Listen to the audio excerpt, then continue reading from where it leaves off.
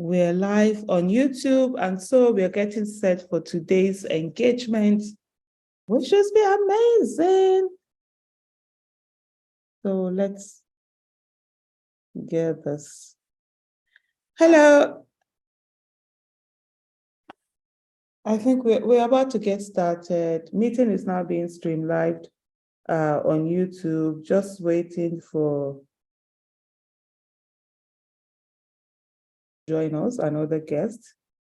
Let me go over and just do a bit of housekeeping.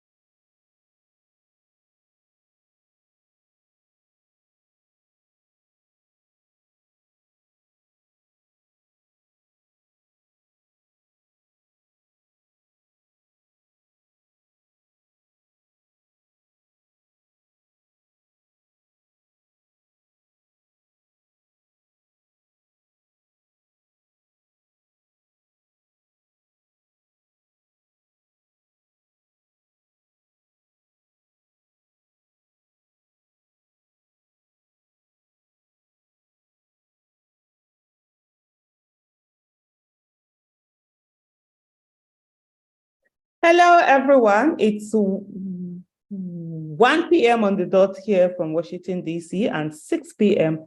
Nigeria time. Today, we are having two guests, the Senator-elect of Abuja and also Miss Kabrick coming on. I will soon start that shortly. We are waiting for our guests. Okay, Miss Kabrick had come on earlier and then she had to leave and she's back here again.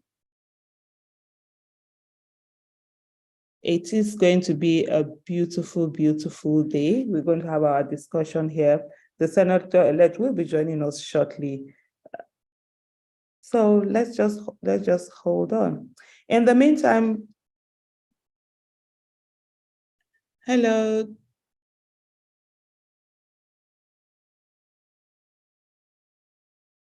And now we have as my co-host helping me out here will be Dudu Bakam. Hello, Dudu, how are you?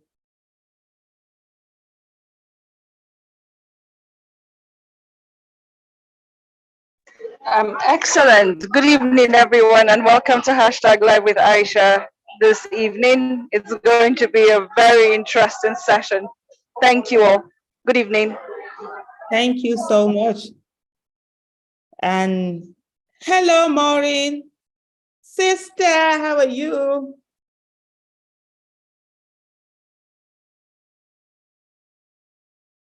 Hello, Maureen, can you hear me?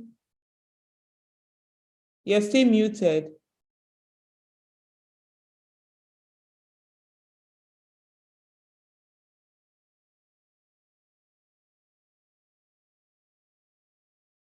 Hello, Maureen. We're just waiting to get things all sorted out. I'm trying to, for our viewers on YouTube, trying to put in the Zoom link for those who are interested in joining us here on Zoom, either for. Hello, Maureen. Okay, apologies for that. I just went on to, just to put the Zoom link over here. Fantastic, yep.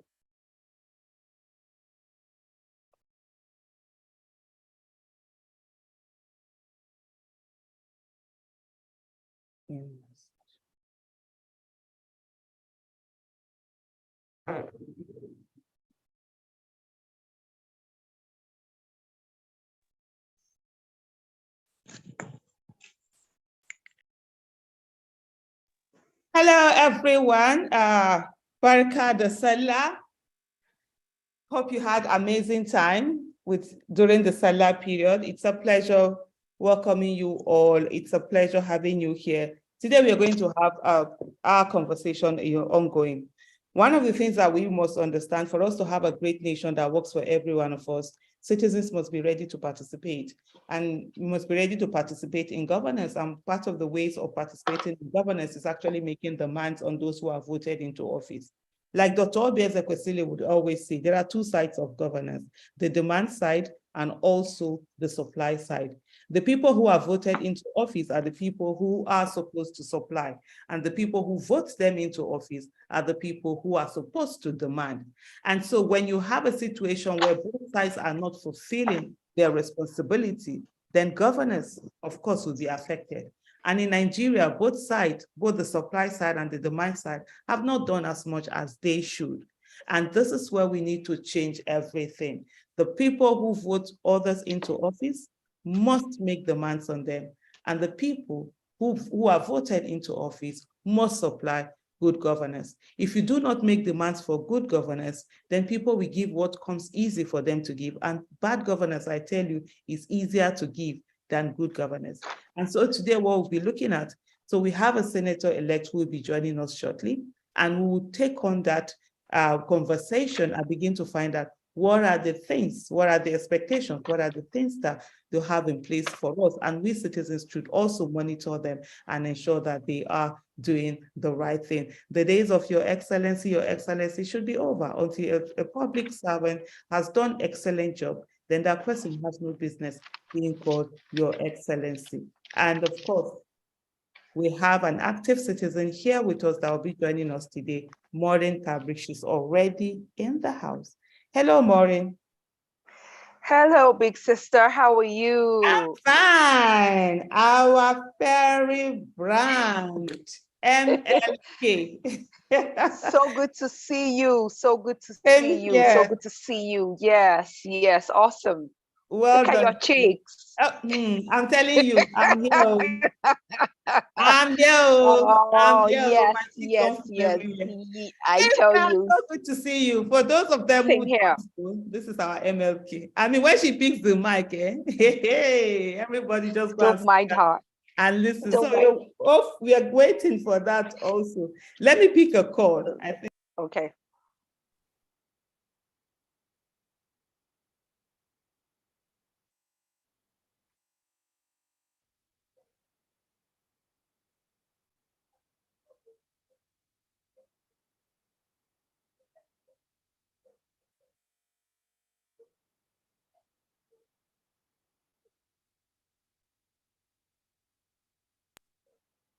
I've been asked to check the YouTube channel. Yeah, it's running. Good evening to those on YouTube. Well done. So we are up and running. While we wait for, I just spoke to Senator-elect, and she did say she was joining us very shortly, but we're waiting. Let me just send a message to her, and then we just start up and continue. Also, if Juju could help us reach out to the senator and find that.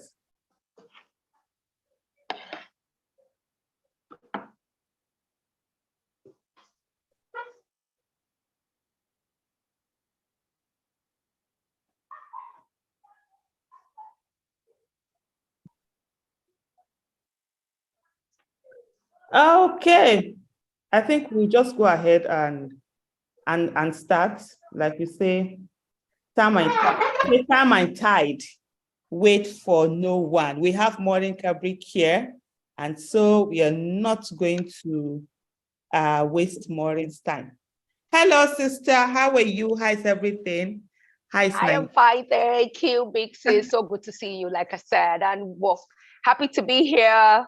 Happy to contribute my own little bit to the conversation that is ongoing in our polity today. Thank you. Thank you so much.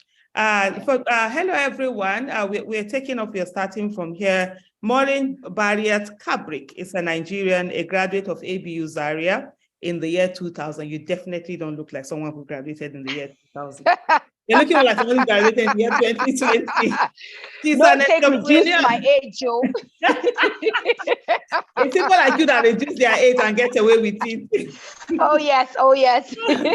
She is an entrepreneur who has in partnership with her sibling, who has been in partnership with her sibling for the last 15 years on an Sorry to butt in. Hello. Auntie Ireti has been trying to join. Sorry to butt in. Okay. Hello. Yeah. So we're trying to get her on. She's been trying to get in. Yes, yes. Okay, so you have the key and all of that, the passcode and everything. Yes. So thank you so much. Because I know I spoke to her 10 minutes before the show and she did say she was going to come on. For those of you in Abuja, if you've not had hot smoothie, I will ask you, what have you been having all this time? Hot smoothie. If you go to Grand Square, it's an amazing, amazing smoothie. In short, I'll give this story that I always talk about. There was a day we went out to a restaurant and I ordered for smoothie and my daughter gave me the side eye. I was like, what's happening? She was like, don't I feel ashamed? I'm like, ashamed how? That I'm buying smoothie elsewhere after knowing what hot smoothies actually, what they do produce. So if you're in Abuja, please try as much as possible to go out to Grand Square and go and pick some hot, amazing smoothie, juices, shawarma. From there, you see them at the entrance of Grand Square. And most times, like when I just want to get into my husband's, that nice little place, I just get in some hot smoothies.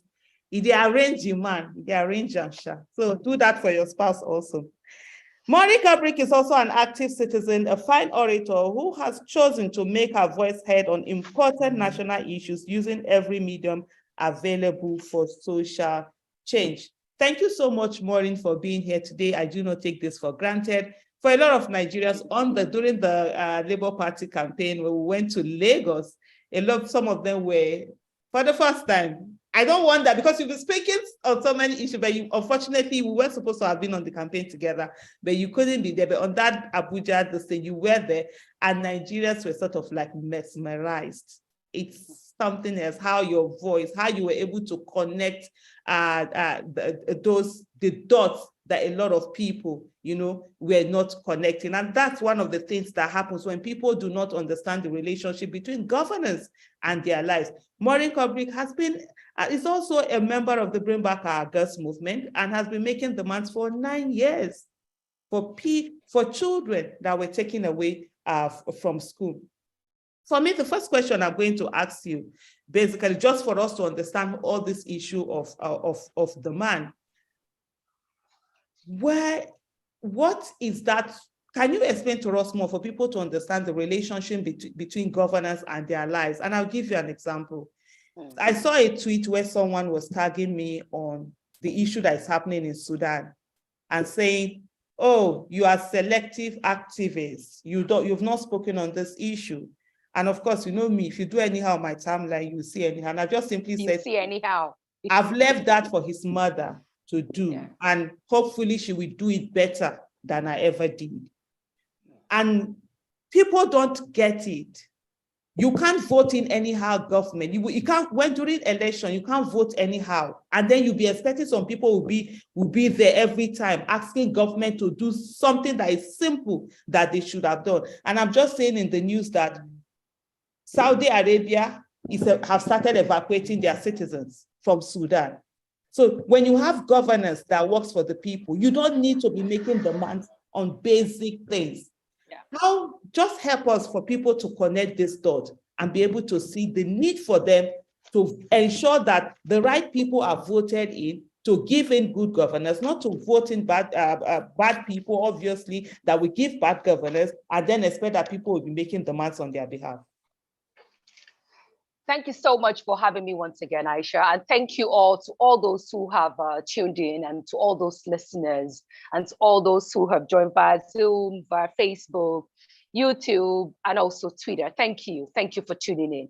At a time like this, a call is being made on each and every one of us to wake up and become active citizens. The time is now.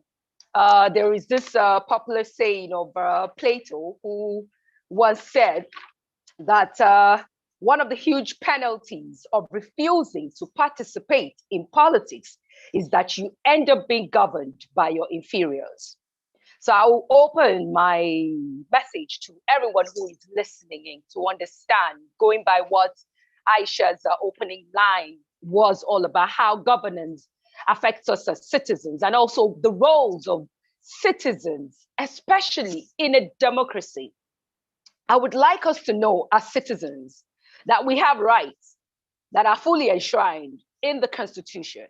You know, if there's anything that this election of 2023 has all exposed us to, is that we are all now some kind of mini knowledgeable around the Constitution, the electoral laws, and all the laws that governs us, all because of the interest that we now have taken, because we have suffered the consequences, you know, of not participating in politics and not playing our roles as citizens, which directly will connect to how we would be governed or how we are being governed.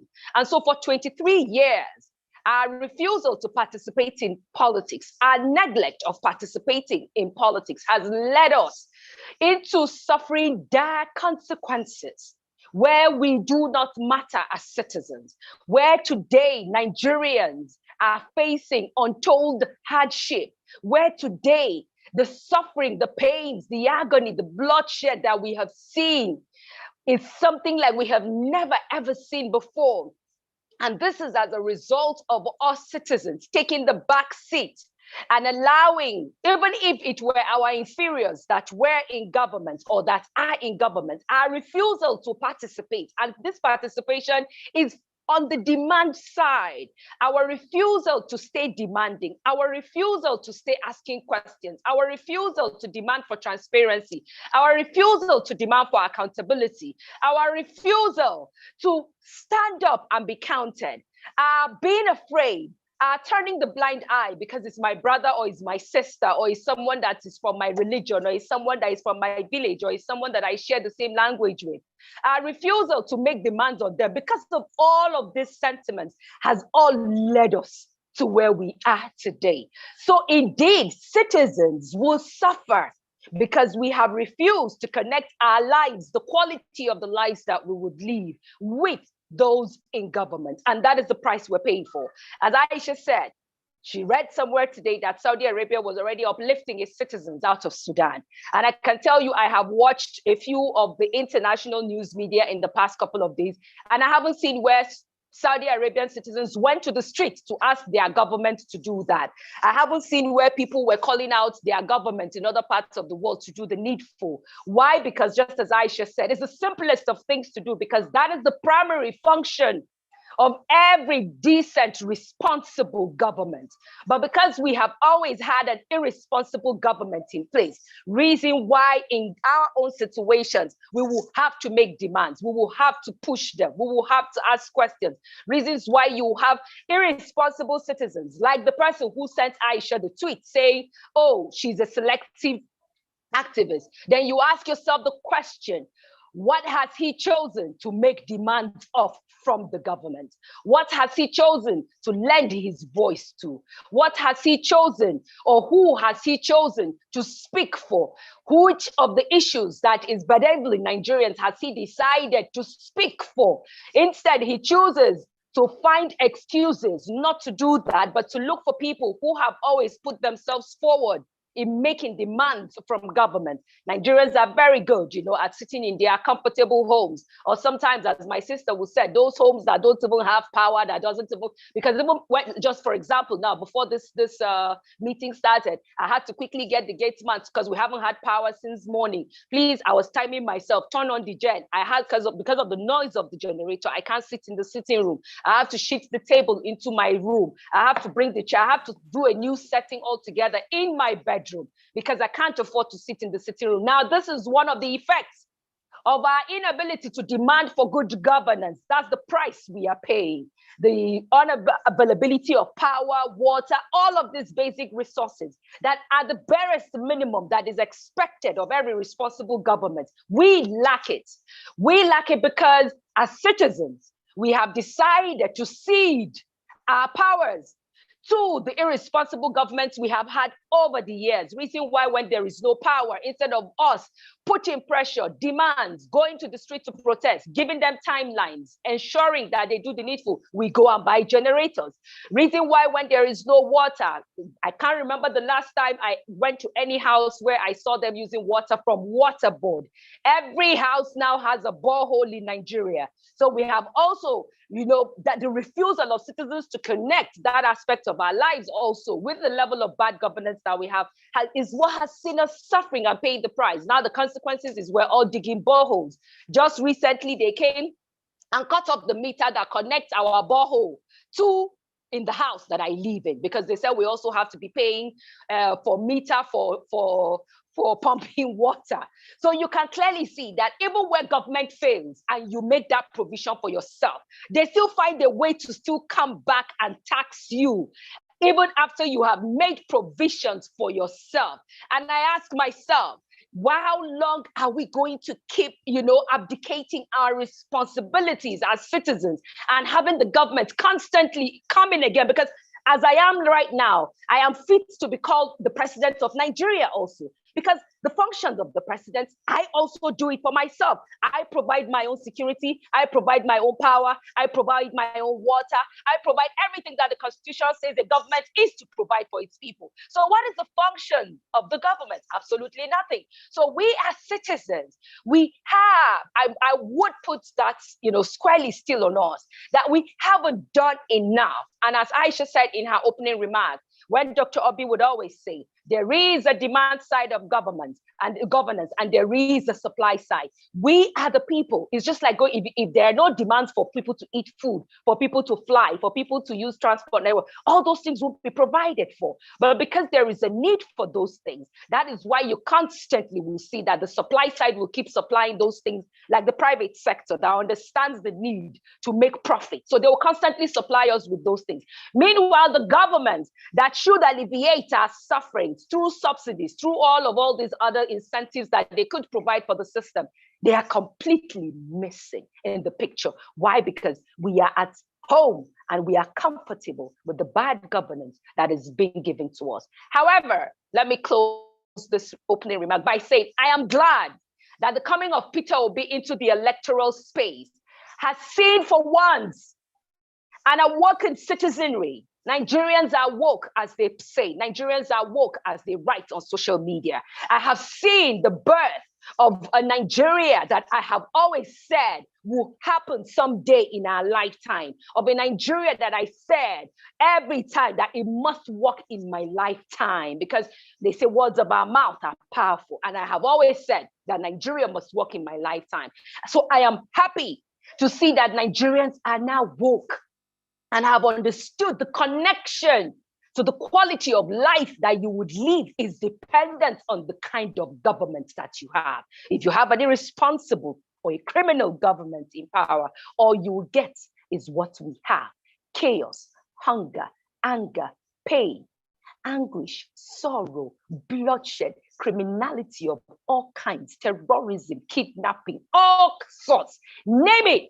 That is all you have. But when you have that demand side that is constantly demanding for that accountability and giving the rogues in office sleepless nights, trust me, all these countries you see them run to go and enjoy themselves and everything and come back and give us nothing. is exactly what Nigeria too would be, and much more, because we have it in each of the 36 states, including the FCT, to make Nigeria one of the best countries in the world, where we all will share and participate in all of its glory that it has to offer to each and every one of us. So I say to everybody listening, well done, because you're listening into this space today. Shows that you are ready to be an active citizen, shows that you are woke, shows that you are ready to demand, shows that you will no longer abdicate your responsibility, shows that you're going to put government on its toes, shows that you will no longer be silent, shows that your voice will no longer be suppressed,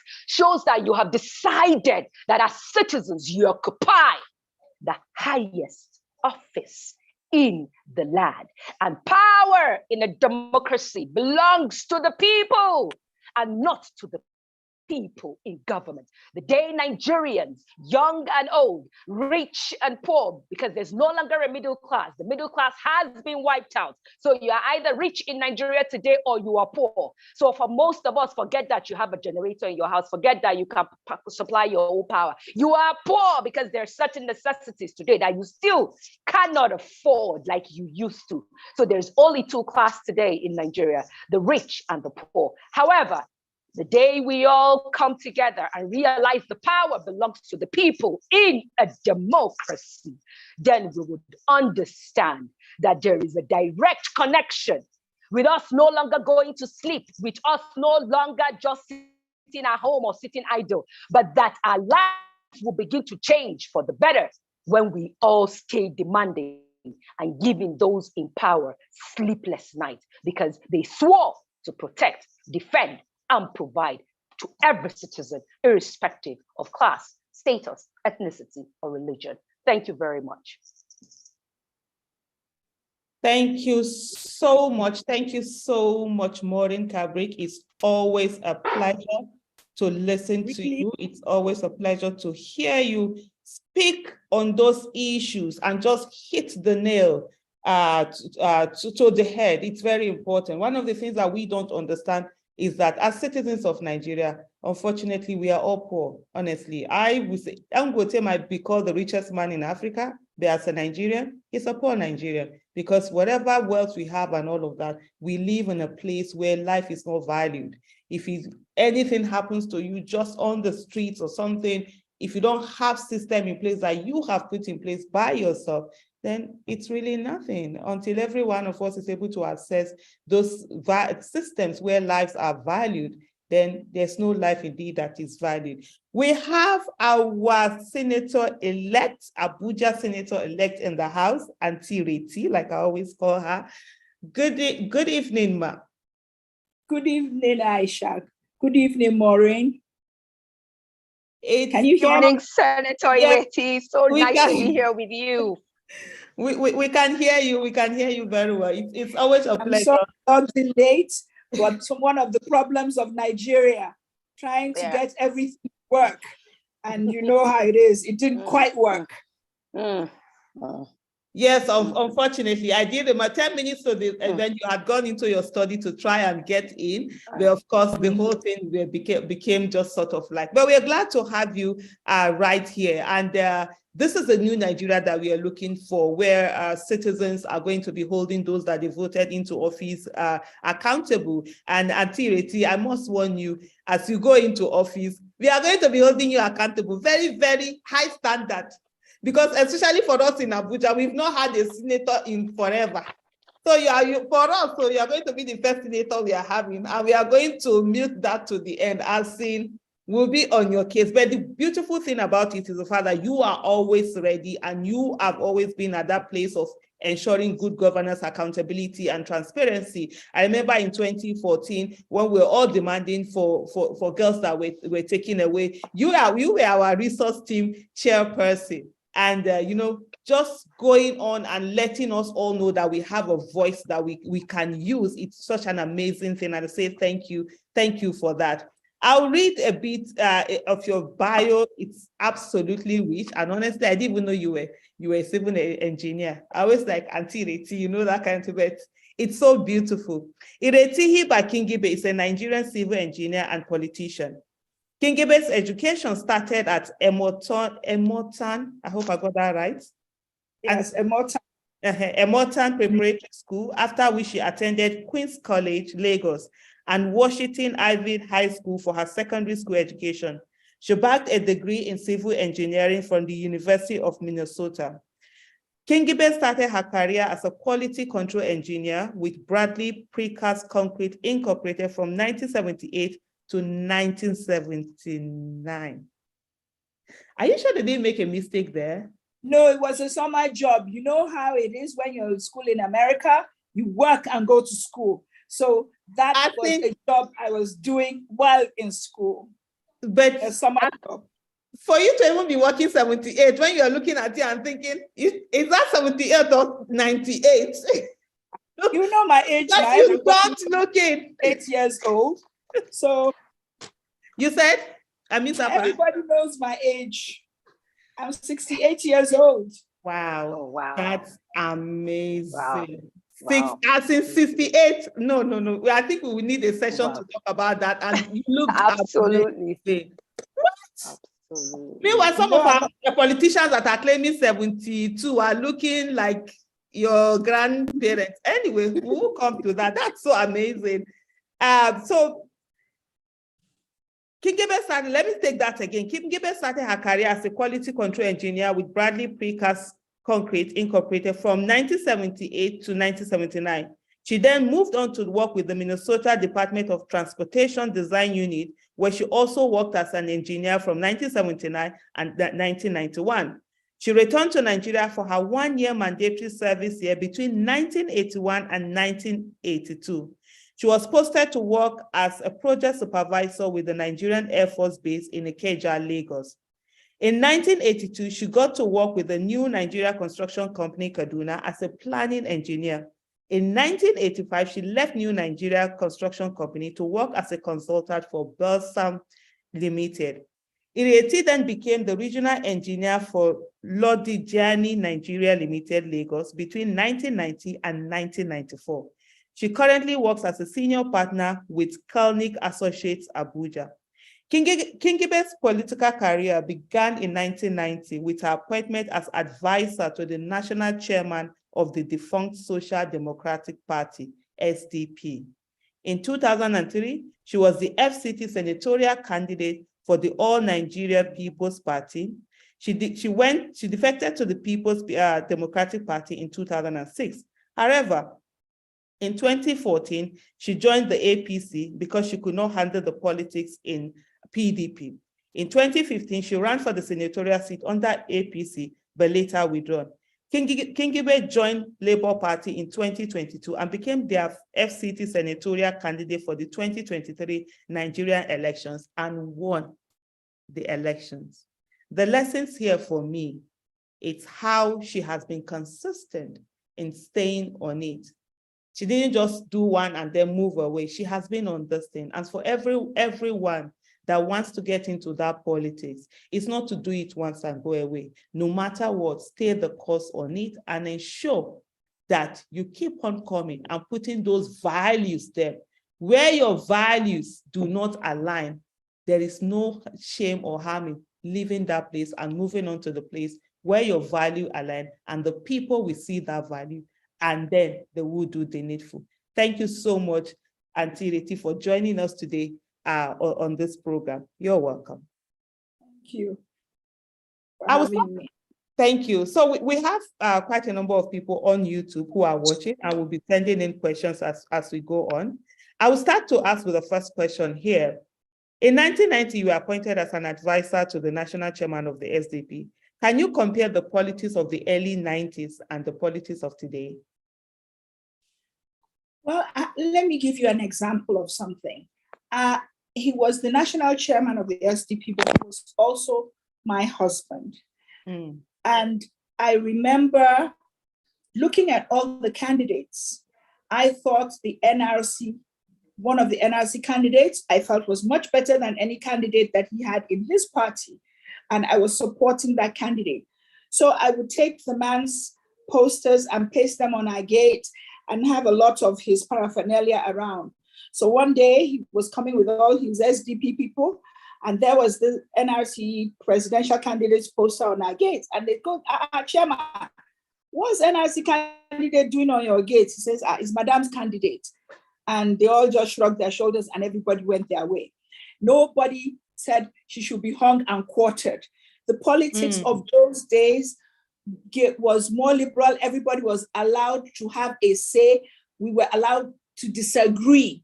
Whereas now it has gotten to the point where you can't even be in a different party from your friend. You become enemies. So things have evolved negatively. I also remember that when I was in AMPP, that's why I started my politics. When my husband came back from the Sudan, he joined PDP, but I still stayed on in AMPP. Now, everybody was fussing. In truth, he didn't fuss. He just told them she's in a different party and a different constituency. But it got to the point where so much pressure was put on both of us that it would be tidier if I was in the same party with him. But I said to him, my views and just doesn't align with these people. So he said, okay, I joined. And when I joined, I even sat with him and I told him, because I joined and very close to the elections, and I explained to him that because of the way we had all been treated by the Minister of FCT at the time, that I was personally not going to work for PDP. And he actually told me to go ahead and work for anybody. The only thing he begged me, because I was threatening, after 3 weeks in PDP, I was threatening to go back to AMPP. So he and the presidential candidate both begged me to please just stay there, that it just didn't make them look good. I said, but I will not work for PDP. They told me to go ahead. And believe it or not, in the FCT, AMPP won. My husband did not kill me. He wasn't mad. He just asked me, do you feel better now that PDP did not win FCT? I said, yes, I feel much, much better, because he let us do what I felt was politically right for me. Now, I cannot imagine that in 2023, they would actually take me to court for daring to be working for a different party from his. So things have evolved with more animosity, and it's not, you understand what I mean? Yeah. Things are not the way it used to be. And even when things were going the way they were, I started having a few problems with him, and I thought, okay, I'm only in this party because of you, so I'm going back to where I was. So I went back to AMPP before AMPP then became APC. And even when I was doing it, people were coming to meet me, they won't win the election, blah, blah, blah. I said, it doesn't matter if they don't win now. Have I ever been in a party that was winner? I've always been in opposition, but at least it was a platform that I had a say, which for me is the key in politics. A platform where you are gagged, then what are you doing there? And for correction, I did not withdraw from the senatorial race. I actually joined the race the day of the primaries, and the government candidate, the person who won, beat me with only 6 votes. Oh, wow. Oh. And I joined the day of the primaries. That's when I was talking to running. And I was saying, how can I be running on the day of the primaries? And I just thought, okay, what's there to lose? Just do it. Thank you so much for that correction. And it's really, it just talks about that tenacity. And like a lot of people think that coconut head started in this generation, but there are a lot of, our older coconut head generation. I mean, this is the standing your ground and, having that, working on that integrity. Like you say, what's the essence of being in a place if your voice is going to be gagged? For a lot of people, politics is always about, can they win? It's about winning. And I love the fact that it's not about winning. It's about telling the people you're ready to serve. And then, ensuring integrity and not just giving of everything, losing values just for the sake of winning. Another question that I would say would be like, what was that? What gave you the courage, to keep going? And beyond the courage also, what's the word I'm looking for now? What just kept you going at the extent that you decided, okay, you were going to go with Labour Party, especially seeing the fact that nobody believed in Labour Party? And before you answer that question, there's something that I must mention here. You know, all throughout the campaign, you were one person that kept talking about that 25%, Abuja 25%. Well, like, what is she talking about? You were like, this Abuja 25% is needed. So you want to make sure that nobody else, no other party, and most of us couldn't really relate and see today what that has turned into. What made you to even decide to run on that Labour Party, saying that it wasn't even popular initially? Well, you have to understand the politics of FCT.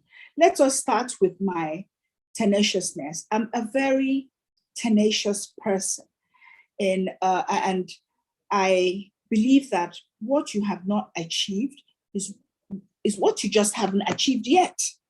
That's number one. But you can reevaluate your goals and decide that, oh, I don't really want it anymore. And for almost 20 years, I met this woman who worked for the British Foreign Service, who told me whenever I felt that my ideals were different from that of most of the people that would be in the National Assembly, she said to me, you know, madam, the nuisance factor, the person that everybody has to get through. And though they would gang up against me, because of my temperament, I was never the government candidate. But I knew that as long as I kept coming out every year, every election year, they have to figure out what they are going to do about me, because I have never gone into a primaries where I was third. I was always the person next to the government candidate. So it meant that I had enough support, I mobilized enough so that I was a factor. So as long as I was a factor, then let everybody figure out how are they going to get through me. So, and for me, it wasn't about the winning so much. It was more the process. I felt politics was a journey. And as long as I was on that journey, but I entered APC with so much idealism. We had no money, no nothing. We worked, we believed. And my disappointment was so profound that I decided that, you know what? You must have bad judgments.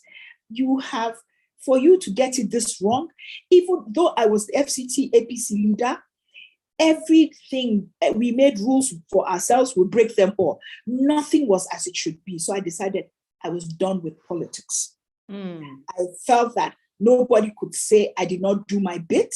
I have given my bit. It's time for other people to take over from me. I tried to look for women that I could mentor, that I could give my structures to, but most of them were unwilling. They were, whenever I talk to them, and say, I'm afraid. I said, it's nothing. If you don't win this time, you win the next time. We build on it. So I decided, okay, I'll give my structures to just anybody, but I'm out. Believe it or not, I called the AMPP guy, the APC guy, to say, look, come, I know that you didn't win the primaries. I could tell you 6 months beforehand who all the candidates were going to be. Shows you what a lack of fairness there was in everything. So I wanted to relocate. But then, as soon as I resigned from the party, I resigned from politics, I resigned from everything. That's why I said Providence has a lot to do with it. I wanted to rent out my house. The realtor died. So it meant I was looking for a new real estate agent. And while I was doing that, ABGA came to talk to me about being their candidate. NMPP came, then Labour did. And I kept saying, no, guys, I'm done with politics. I'm not interested anymore. And truly, I didn't really want to be a senator anymore. I felt that the country was so spoiled. I did see the light at the end of the tunnel. And so I felt like I was knocking my head against a brick wall and with no results. So if FCT had improved, or the country generally had improved, then I would have been happy to say, okay, things have, but I didn't see it. So I decided I'm not doing. But the other people let go easily, but Labour refused. They insisted. And then my supporters told me that Madam, this politics cannot be only about what you want. It also has to be about us, the followers. Then the FCT chiefs, a few of them got together and asked me to run because we needed a change in the FCT, and they felt that I was the only politician that the incumbent was afraid of enough that had the possibility of knocking him out. Then also a few friends, I remember a man and a woman talked to me. I said, you have structures you built over 20 years. You have nothing to lose now. Sure, you don't want to do it again. One last hooray. Win or lose, just indulge us. So I gave Labour Party my rules, which were, I'm not trading in delegates. I'm not giving anybody money. I'm not doing this. I'm not doing that. They agreed, and that's how it was. They gave me the form. I returned it within 3 days. They gave it to me, I think, on a Thursday or a Friday. I returned it on a Monday. We had the primaries on Wednesday at Blake Resorts. That's where the primaries took place. And that's how I became the candidate. Okay, one of the reasons I had the confidence to do that, in FCT as a rule, we tend not to go with the trend of parties. We tend to go more with candidates more than parties. We focus more on the people running. Otherwise, with all the money that was brought out in 2003, for every naira I brought out, the government would bring out 10,000 naira for the PDP guy. I wouldn't have been, the votes between us was minuscule. In fact, INEC later told me that I actually won the elections. They were not at liberty to tell me. All I had to do was ask for a recount. So FCT, they tended to respond. And in 2007, AMPP won in spite of the money that PDP poured into here. So it was not about the parties. So I felt that with the right campaign, there was a possibility of winning regardless. And that's even what the chiefs told me, that I should just pick any party I run, that it's people that we sell in the FCT because of the type of electorate we have. They're civil servants, they're literate, that sort of thing. They're easier, they make up their minds regardless of the platform. So I decided, okay, let's go with Labour. Okay. One of the setbacks, Labour had structures all over FCT, but they were not as robust. But it didn't, we built it up as we're going along. And when I say structures, I mean, I'll give you the word. I mean organizational structures. In terms of people, we had people, but you needed to have some sort of organizational structure. You need to have certain number of people in the wards. You need to have you had to have ward offices. You have to have places where people go and meet. You have to have this, you have to have that. So you have to have ward registers. So I was building that, and being the highest elective office in the FCT, I was building them as we went along, and with a lot of help from the House of Rep man, who also was politically, I'd worked with him in 2003. So together, I felt we could create a formidable force in the FCT, which it turned out that we did. And when it came to that 25%, it is a known fact from always, because the president is going to be sort of like the governor of the FCT. It was part of the constitution when the writers were putting it in place that you cannot lead a people when the minimum of 25% you do not get. So from Obasanjo's time on, it was a known fact that you have to get 25% of the votes cast in the FCT, or else you cannot be declared winner. I remember in 2015, one of the reasons that they called me to get actively involved in President Buhari's campaign organization was because they were afraid that they may not get to 25%. So they said, Madam, we're struggling for that 25%, and you people are here. I said, we're not struggling for it. We will get it. And we got 48%. So every president to date has gotten that 25%. Even Umaru Yar'Adua, when he lost FCT, he still got his 25%. It's always been easy to get. But this time, I wasn't sure that we could stop them, because I felt it would need more than just me and the House of Rep candidates to stop the 25%. I felt I needed more input, but we did try. But I knew that any person who did not get that 25%, legitimately, legally, constitutionally cannot be declared president of Nigeria. It's a fact. Thank you so much, Auntie Ireti. It's really a pleasure listening to you and just learning all about politics and, you know, the tenacity involved and how to build all of those things down. I think one of these days we might have you come in just to teach for those who are aspiring to be politicians, what are the things to do and how to begin to build all of these structures, organizational structure, like you did call them, all over the place. And I like that line where you said, this, where the people told you, this politics cannot be only about what you want. It also has to be about what the people want, which is a representation of someone, a representative who cares about them, who is going to be there with values. And so that will take me down to Maureen Kabrick to ask Maureen and say, citizens have a very important role to play in any progressive democracy. As active citizens, in what way do you think the citizens can hold the legislative arm of government to account? Let's not forget that the legislative arm of government is the bedrock of democracy, actually.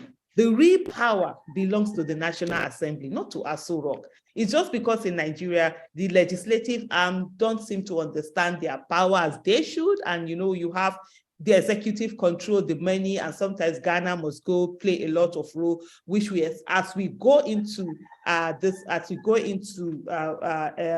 next assembly, which should be the 10th assembly and all of that, we hope to see more of legislators who focus more on values, who are interested in integrity and are not going to be swayed by any of these things. So in what ways, Maureen, do you think citizens should play that role in holding the legislative arm accountable? Thank you very much. First and foremost, let me also, acknowledge Senator Ireti Kingibe, who happens to be my representative. And I proudly, voted for LP. And while I was doing that, I was jumping, I was excited, because I knew the person I was voting for was someone who was going to bring in quality representation that has been missing in Abuja. And one thing I must say, before I answer your question, Aisha, just so that I make this point clear, we call our members of National Assembly by two titles. Those in the House of Reps, we call them honorables. Those in the Senate, we call them distinguished. I remember when we used to have these conversations, Aisha, as to how it irks us that you have to give people, you have to use that title for people who do not deserve it. Because what is distinguished about a senator who hasn't earned the right to be called a distinguished? If you open your dictionaries to what distinguished means, I don't need to go over it. So today I must tell you, Senator Ireti Kingibe, that you do qualify for me to refer to you as a distinguished senator, because you earned that title. So you have every right to be called a distinguished. And I want you to know that people like us are not going to sleep. People like us are going to be awake. People like us are going to be reading every submission of yours that you're going to make on the floor of the Senate. People like us will be cheering you on, and at the same time, wherever we feel that we need to call your attention, most especially to the issues around Abuja. I am an entrepreneur that works in Abuja, and I know what we face every day in Abuja. So having you there, I know without a doubt that a lot of the things we cry about as citizens of Abuja would begin to get the attention that it deserves. Congratulations. Hearing your journey, hearing your story is quite inspiring, extremely inspirational. It shows your doggedness. It shows that you were determined, you were resilient. So when we say that we are not after tokenism as women, this is what we are talking about. And for women, for young females who are on this platform listening, this is what it takes for us to be at the table. We will keep pushing, whether they like it or not. We will bring our tables, whether they give it to us or not. We will bring our chairs, whether they give it to us or not. We'll bring our own food, 3-course meals, whether they give it to us or not. That is what Auntie Ireti has just helped us to understand, the journey she has had. And you can clearly see, it wasn't politics of bitterness. It was politics of everybody just sharing their views, and then may the best man win, not what we have today. So now, before I veer off, let me answer back to Aisha's question. roles of citizens when it comes to holding the legislature accountable and ensuring that they deliver on their promises that they do when they are being sworn in. What is a democracy, first and foremost? Democracy, we are told, is government of the people, for the people, and by the people. And just as my earlier submission, when I made it, I said, what has been missing? The missing link in our democracy has been the people. And trust me, the government derives its legitimacy from the people. Why are we all over the place today saying that the current president-elect, select, I must emphasize on that, because we, the citizens, didn't elect the current person who was announced as the president that won this election. The current INEC president-select does not have the legitimacy of the people. So that is something that they would have to really think about. And we can rightly hear again, Senator Ireti, helping us to understand the importance of this 25% before anybody can be declared the winner of elections in Nigeria. So we can clearly see that he indeed isn't the president of anyone who went out there to vote for the candidates of their choice.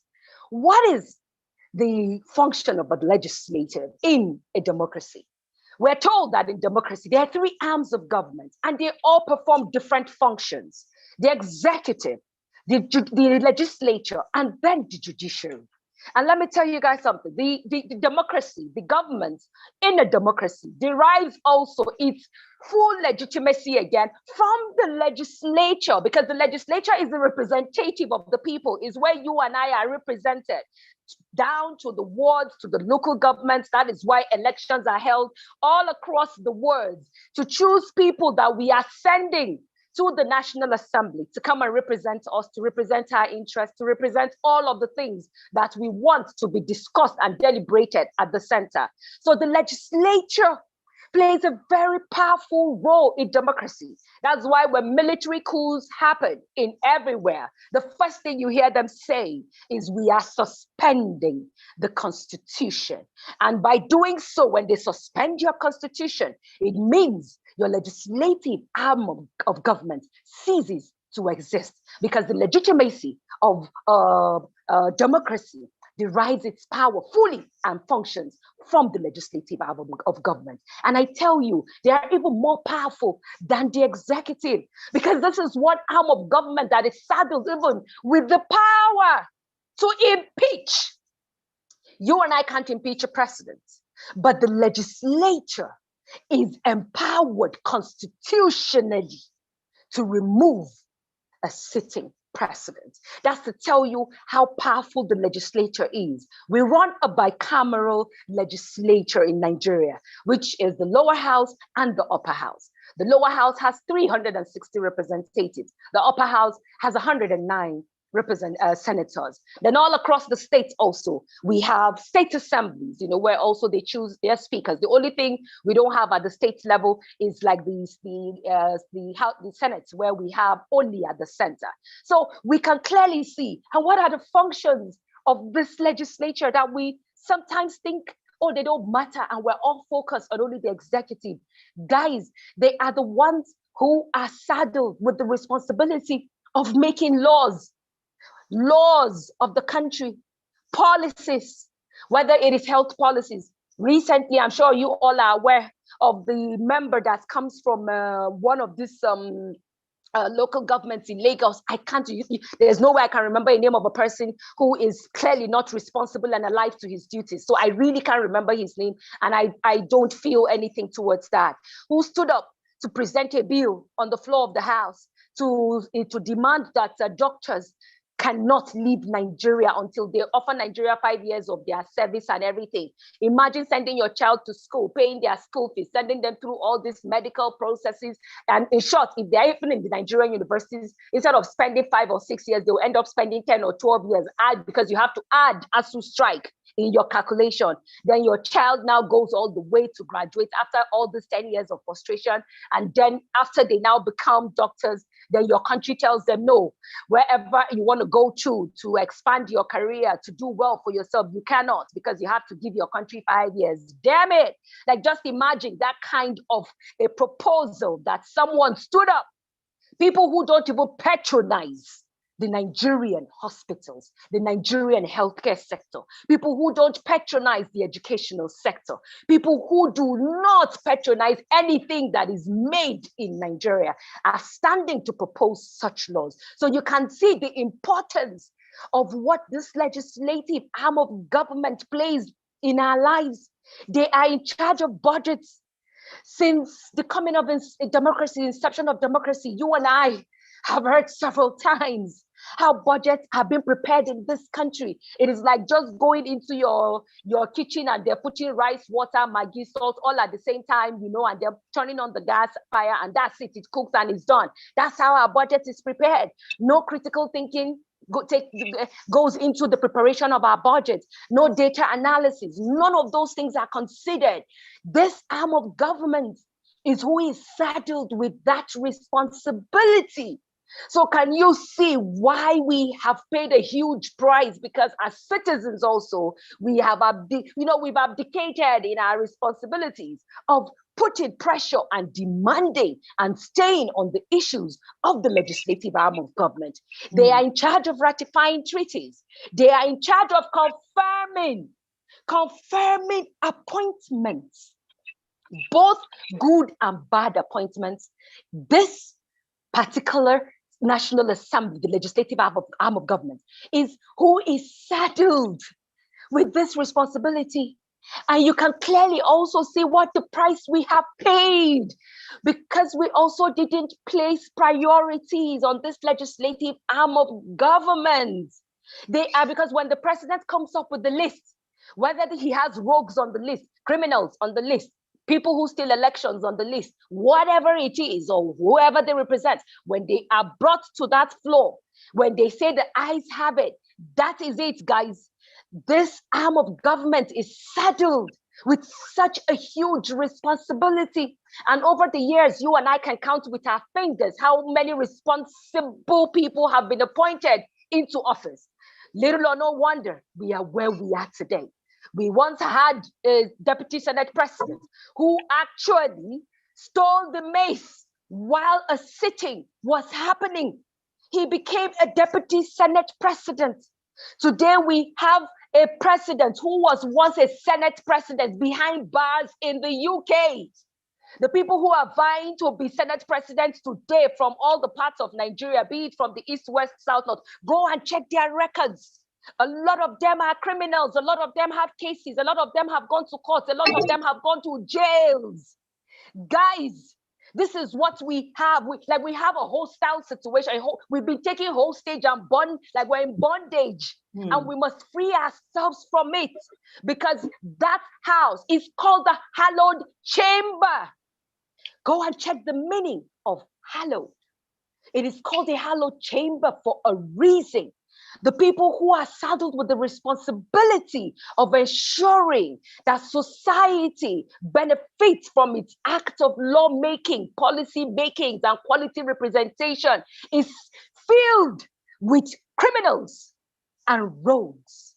That is what we have in the National Assembly, except for the National Assembly that is coming in this 2023.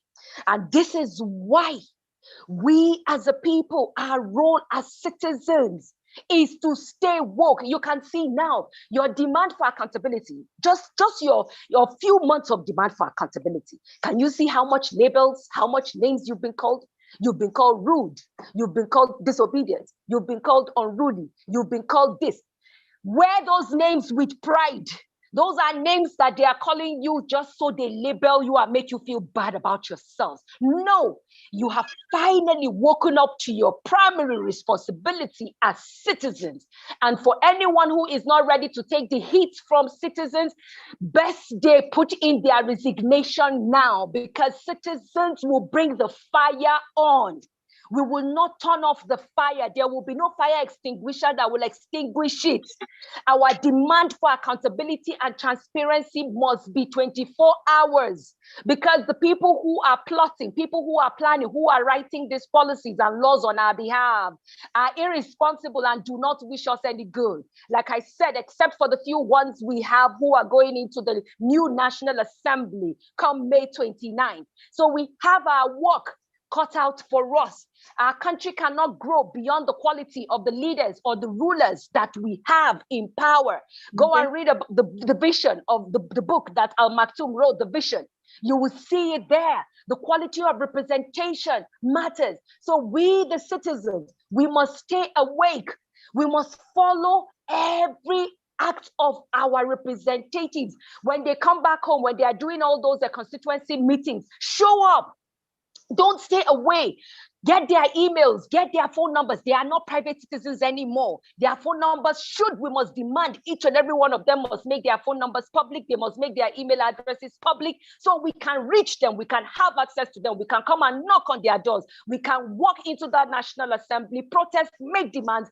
This is the time, because we are taking back our country, and it is only the citizens that are empowered in section 38, 39, 40, and 41, freedom of expression, freedom to express ourselves, freedom of thought, freedom of movement, freedom of association. It is there in the Constitution. It is our sole right. So whoever is not ready for citizens to come make demands, whether by land, air, or sea, should not even bother to get into that office, because we will ensure that Nigeria and the representations that we have in the National Assembly begin to understand that we now know what our roles are as citizens. And our roles is to constantly ensure that we do not allow them get away with policies that would never be of any benefit to each and every one of us, because they are there to represent us, and indeed represent us they must. They must make laws that all of us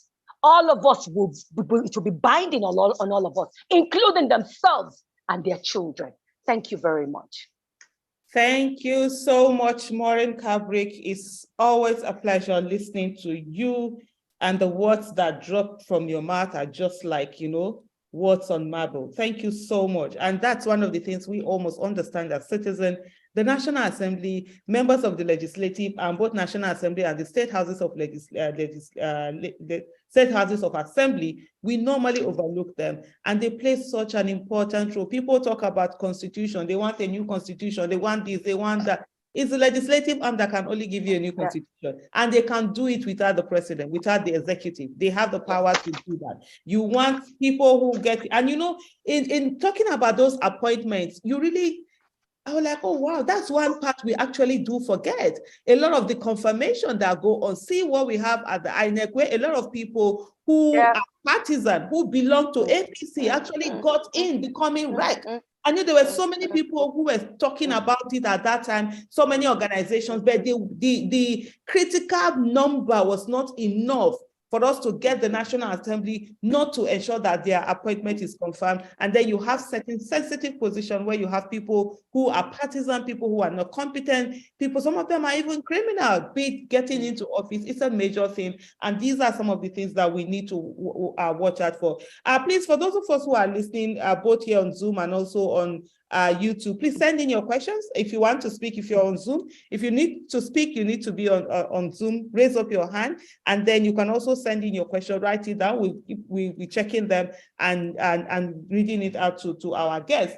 I'll come back to Senator-elect Ireti and ask the question on bills. What kind of bills are you going to sponsor? You've been on this for a while, and it's something that is dear to you. You see the changes that you want to see. What are the kind of bills that we would be expecting from you, and also how accessible are you going to be while in office, so that citizens have certain concerns, they are able to reach out to you and sit down, and not the one that like other places where it takes 4 years before you now see their senators again coming in. How accessible also are you going to be? Thank you so much.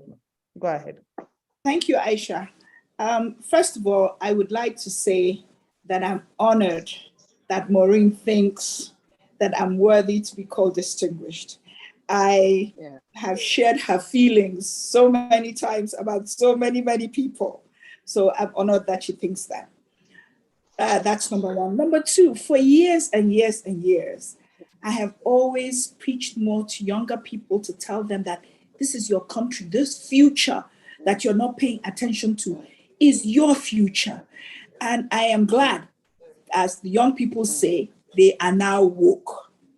Secondly, I feel that the legislators must be held accountable. Not just accountable, but I should know what the people of the FCT feel about everything. So I have created an interactive platform. I have a website where people can go and register, and I'm targeting 1 million FCT residents. So let us say a bill is going to take 5 days, they give it to us. By the third day, I should have bullet points on my website telling you that this bill that we're going to debate in the House, these are the real issues. And you can tell me what you feel about it. So when I go to the House and say aye or nay, you know that I am not saying what Ireti Kingibe feels, but what the FCT residents who have bothered to get involved have said. I am reflecting when they say we the people are us that are there, because the people are not directly in the National Assembly. So there has to be interactive sessions between their representatives and the actual we the people, so that when we get there, what we are saying, what I am saying, will reflect what the people of the FCT. Secondly, I will ask the people of the FCT, after 2 years, they can give me a report card, which I think is necessary. The same people on my website, Aisha, you can improve on this. Or this part is fine. I have issues over this. How do you suggest we go about it? So I don't intend to do this without the people. I intend to work closely with them. And that is why all my programs, all my projects, I am working with the people of the FCT. When I say my project is Clean Up Abuja, I mean that I want 10,000 people, if I can get them in each ward, everybody clean up your area. And I to incentivize them, because a lot of young people who are hardworking, they probably don't have the money. I will give you data for you taking time, 5 hours a week to do certain things. And in that way, it is going to be that we're doing this together. So a lot of the things that I will go to the House and say, this happened, that happened. Ireti Kingibe did not say it. The people of the FCT, the majority of them, that is what they feel. That's number one. And already, I'm not sure that I have the links, but I know that the bulk of the websites are up and running. But I didn't want to launch them until I've been inaugurated, which is only right. Secondly, the bills I'm interested in. FCT doesn't have water. I need to know why. Water is not a necessity. It's not a luxury, it's a necessity. And the truth of the matter is that, except for the elite areas, the bulk of the FCT doesn't have water. Lower Usuma Dam, as well as Jabi Dam, they were created to supply water to the FCT. What has held that up? I need to know why.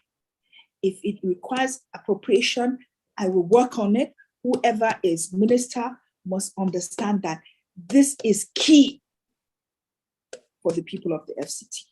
Secondly, there are some bills I call housekeeping bills, like why are we not accessing in the FCT the same health funds as all the states? I'm told that there are certain policies that we need to have past that we haven't done so? Why are we not accessing the same educational funds? So those are some of the bills that I would first look at, because I want an improved health sector and an improved educational sector. Also, I'm trying to look at how,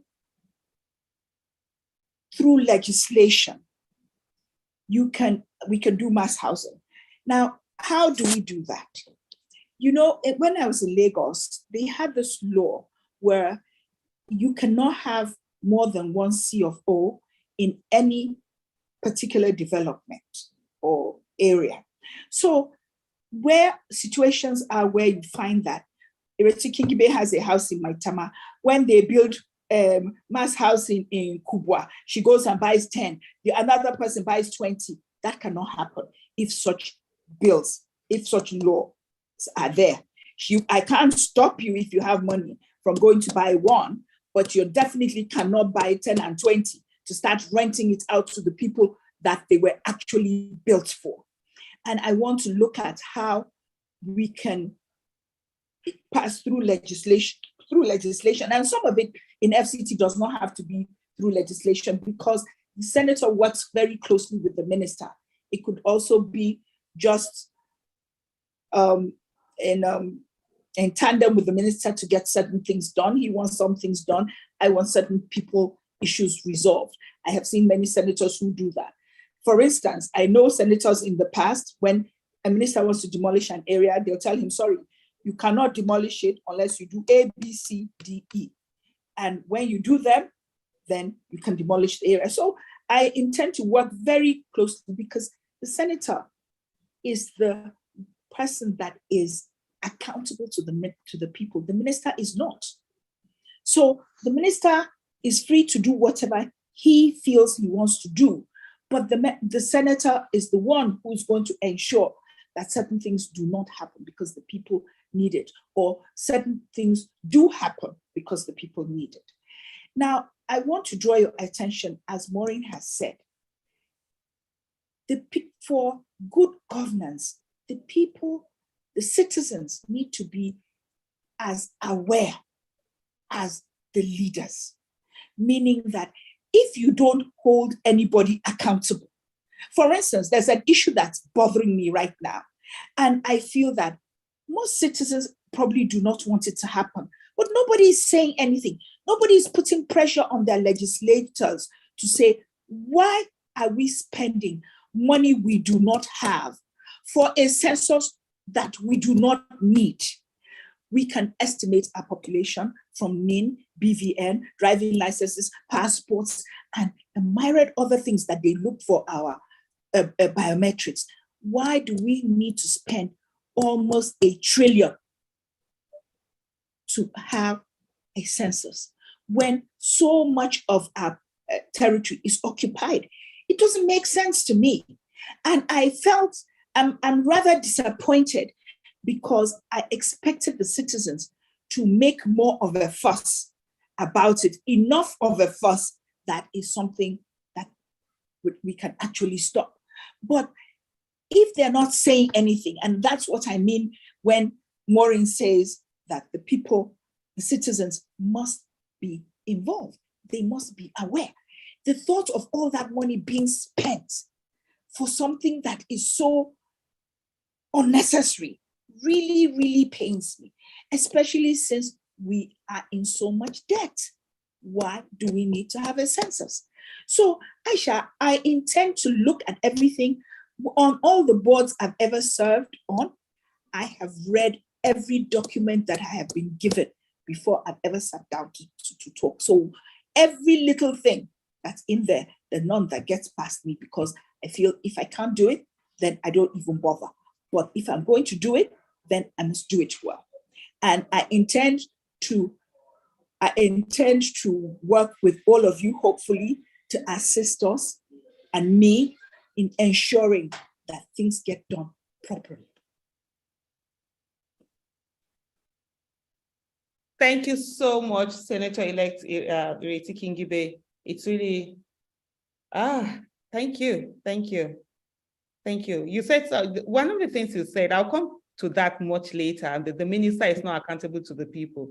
which is so true. And the senator also does not have executive powers. We need to really look on the issue of having a mayor in Abuja. Yes, but I something. The one singular senator may not have executive powers, but he does have a lot of tacit ones because of the fact that the Senate runs Abuja through the minister. Okay. And the senator is the link between the minister and the Senate. Oh, okay, okay. So in FCT is somewhat different from other senators. Okay. You can get a lot done as the Senate. That's why I said that the senator has legislative powers as well as tacit executive ones. Oh, okay. Thank you so much for that clarification. I'll come to Deco Suleiman. Can you go ahead and unmute yourself? Let's get your question. You have 2 minutes, please. After that, we have, is that Florence and then Dennis? Thank you, Deco. Okay, can you hear me? Yes, okay. We can hear you. Evening. Good evening, able Senator-elect. My questions are very brief and concise. Within the FCT, you could see like in local communities, in Kwali Area Council, Abaji Area Council, and some parts of Wagwalada Area Council, they are highly agrarian communities. What legislative framework are you going to put in place to see that the farmers in those communities can actually access federal government benefits like other farmers in other states across the federation?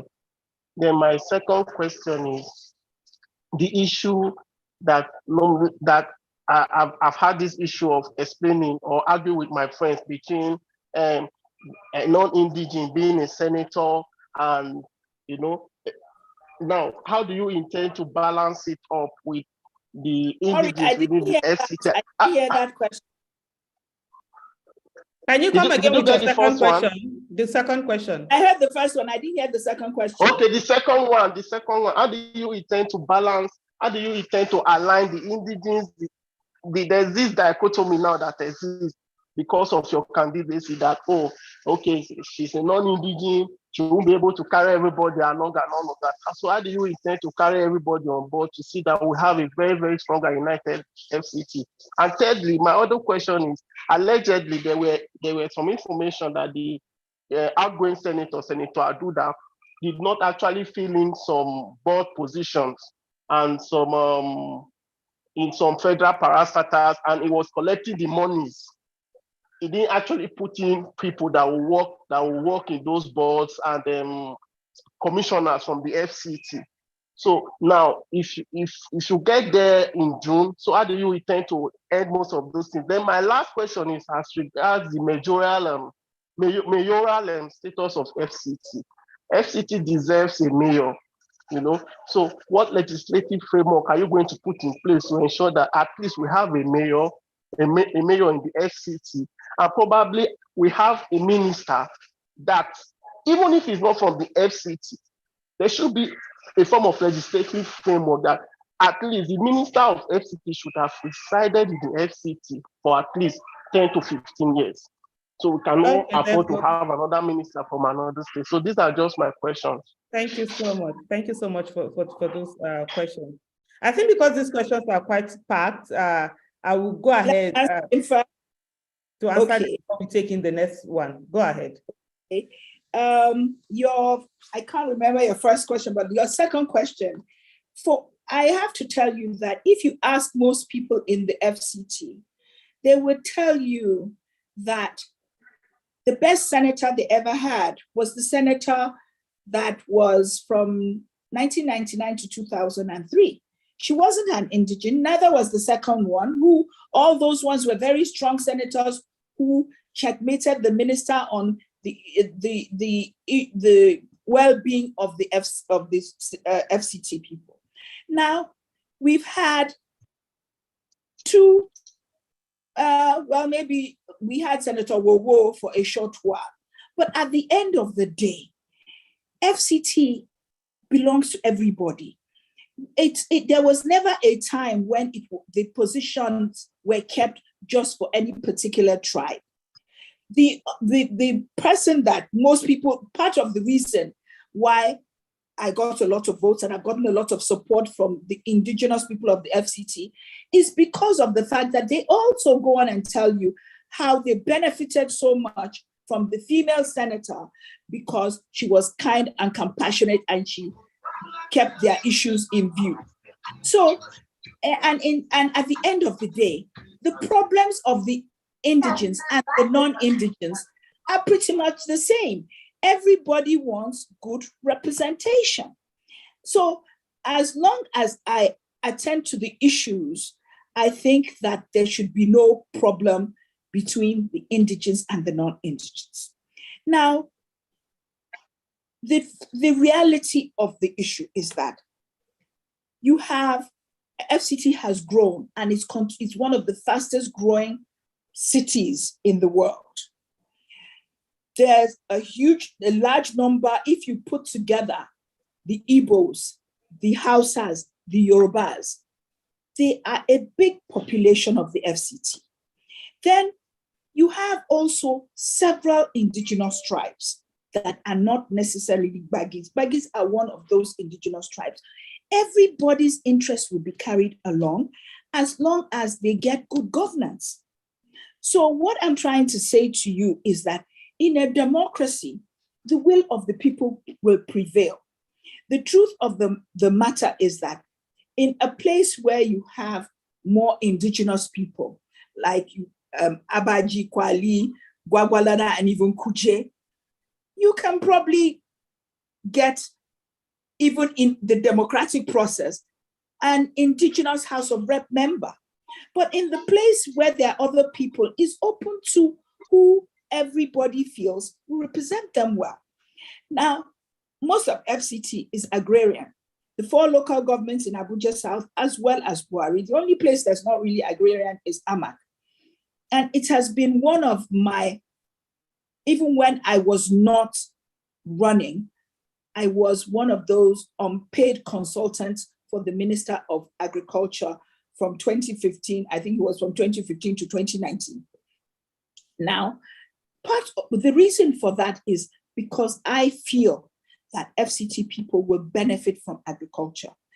Of course, certain things I did not have the power to do because I did not have a position. I was just a busybody, and I tried to get the minister to get us involved in the Anchor Borrower scheme. He said he would do, but he never did.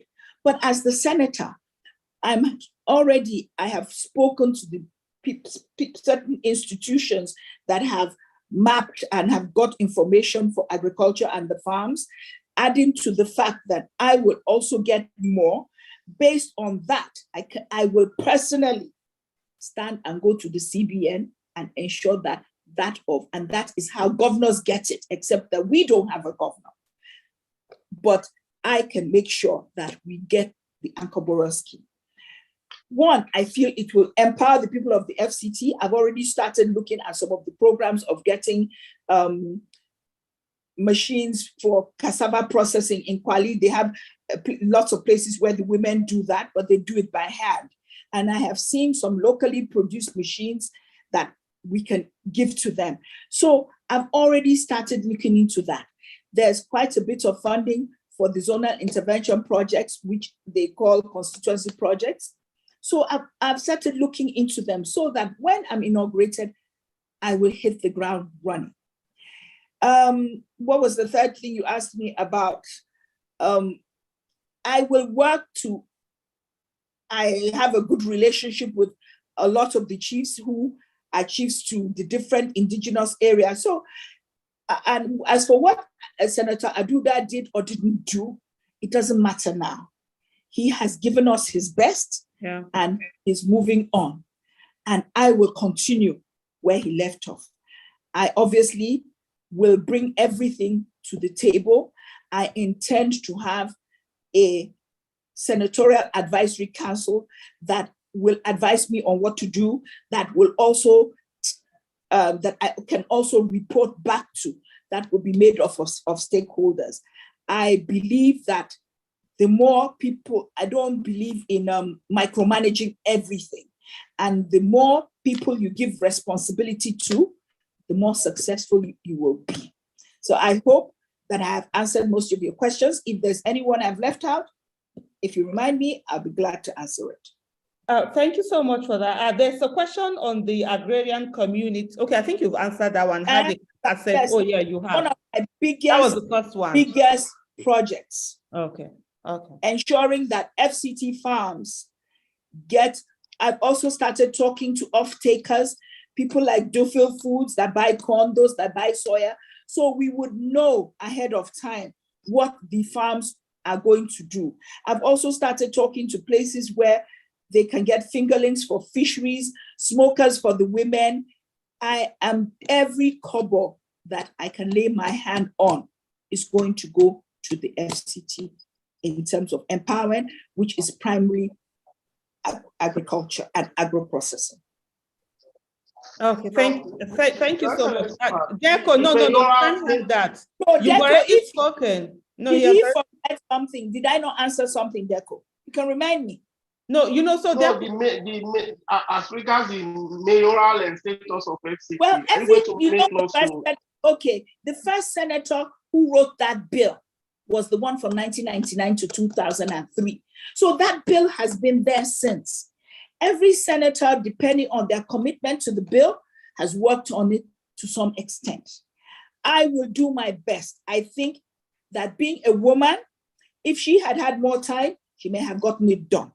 I think the first place to start with that bill is getting a president to accept, to relinquish FCT. Because you see, they use FCT as, I don't like to say patronage. So if the president agrees that it does not subtract from him in any way, it will be easier to get the Senate and the House to pass the bill. That's one of the things. Then secondly, there's another thing you mentioned. I'm definitely going to do my best. Now, the ministers are the prerogative of the president, as long as they reflect federal character. We can only coax a president into taking a minister from the FCT as putting it under North Central. Where there is a problem is if you insist that that minister from that FCT must come from a particular tribe. That's why we haven't been getting it. If you just insist that pick somebody who's from the FCT, who has lived here, who knows here, who's involved in the FCT, who the people know, I think that once the door is open, it is open. I know many things we did not have before.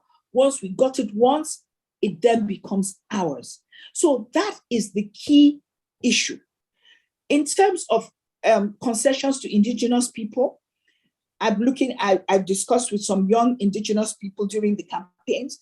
We're looking at scholarship in terms of, one of them said education was a challenge, and in terms of the funding and things like that, scholarship fund for Indigenous people, tourist village, but the truth is that it has to reflect all the Indigenous people of the FCT, and you must agree with that.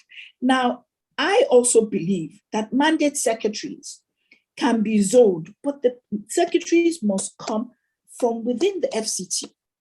If you say you zoned it to the Southwest, you can find many Southwesterners who have lived here all their lives. When you give agriculture to somebody who's come from another place, he doesn't know Kwali different from Kuje. How is he going to be an effective mandate secretary?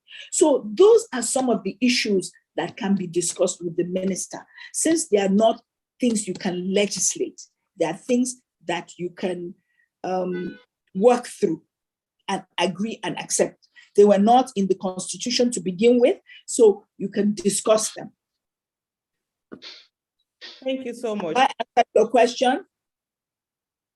Well, yeah, that's good enough. We need to, there are some hands up and we have like 29 minutes more to go. I will also have questions. So what will happen, we just quickly go through the questions from Flores, Dennis, and Bassi, starting with Flores. Please unmute yourself and go ahead and ask your question within the 2 minutes that you have. I'll just note these questions that also we'll take them up before we begin to answer them. Flores, can you unmute yourself, please? Yeah, go ahead. Hello, good evening, Ma. Good evening, Auntie Aisha. Good evening. Distinguished Mommy Ireti, Auntie Maureen. Good evening, everybody online. Good evening. Congratulations, distinguished Mommy Ireti, and a very big thank you to the host of this meeting today. I am not speaking from FCT, but when I heard Mommy is coming online and from Auntie Aisha, I had to join. And honestly speaking, I've learned so much. Thank you so much, everybody. Thank you. But mine is just an appeal to Mommy Ireti, that she should be ready to join hands with Auntie Aisha and host of others to build other women, most especially because of the ideology to make Nigeria a better place. There are so many women out there who are ready, but they don't know how to go about it. So meetings like this should come up often, where a lot of men and women, we join and listen to people like, Mommy Ireti speaking. It will give them hope and encouragement that there's going to be a better Nigeria someday. And then I also want to appeal to her that of all of her primary functions, I am most particular about the oversight functions, so as to check the SSEs of not only the executive, even the judiciary sometimes, when they are being manipulated by, the executive. So I think it's basically the legislature that can check all of these SSEs, and that is the reason for imputing the oversight function as one of their functions in the Constitution, as provided by the Constitution. So that's basically my own contributions. Thank you so much again to the host and to the organizers. Thank you, ma'am. Thank you so much for your question. I'm doing that within the 2 minutes allotted. Dennis, please kindly unmute yourself and go ahead with your question, please. Good evening and congratulations the same time, Senator-elect. Thank you. Senator Kingibe. Particularly my one greetings also goes to Aisha Yusufu. Thanks for the good work that you are doing. Thank you. That great lady, Maureen Kabrick. So I love the energy. Keep it up. So mine is more of a charge play at the same time. I'm based in Germany. I'm doing my master's. So one of the things that endeared me to His Excellency Peter Obi was the value that man is. So in that light, I just want to make a plea, because there is this unwritten statements that people usually make that everybody has a price in Nigeria. So I just want to beg that there are so many people who are on the lookout. They are beaming their searchlights on the Labour Party elected men and women. So because what some of them have been saying is that they are going to be swallowed up by the same corruption that have become endemic in the other established parties. So I just want to beg, but we are looking up to you people that have been newly elected. So we don't want a situation where all that have swallowed up Nigeria, that you people will also join the bandwagon. So we just want you people to be different, irrespective of the corruption. I know definitely these things will come running after you once you are sworn in, so they will bring their money.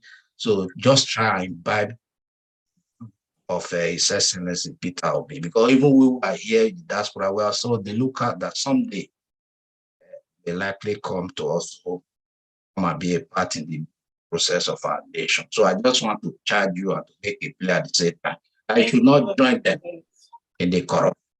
Thank you.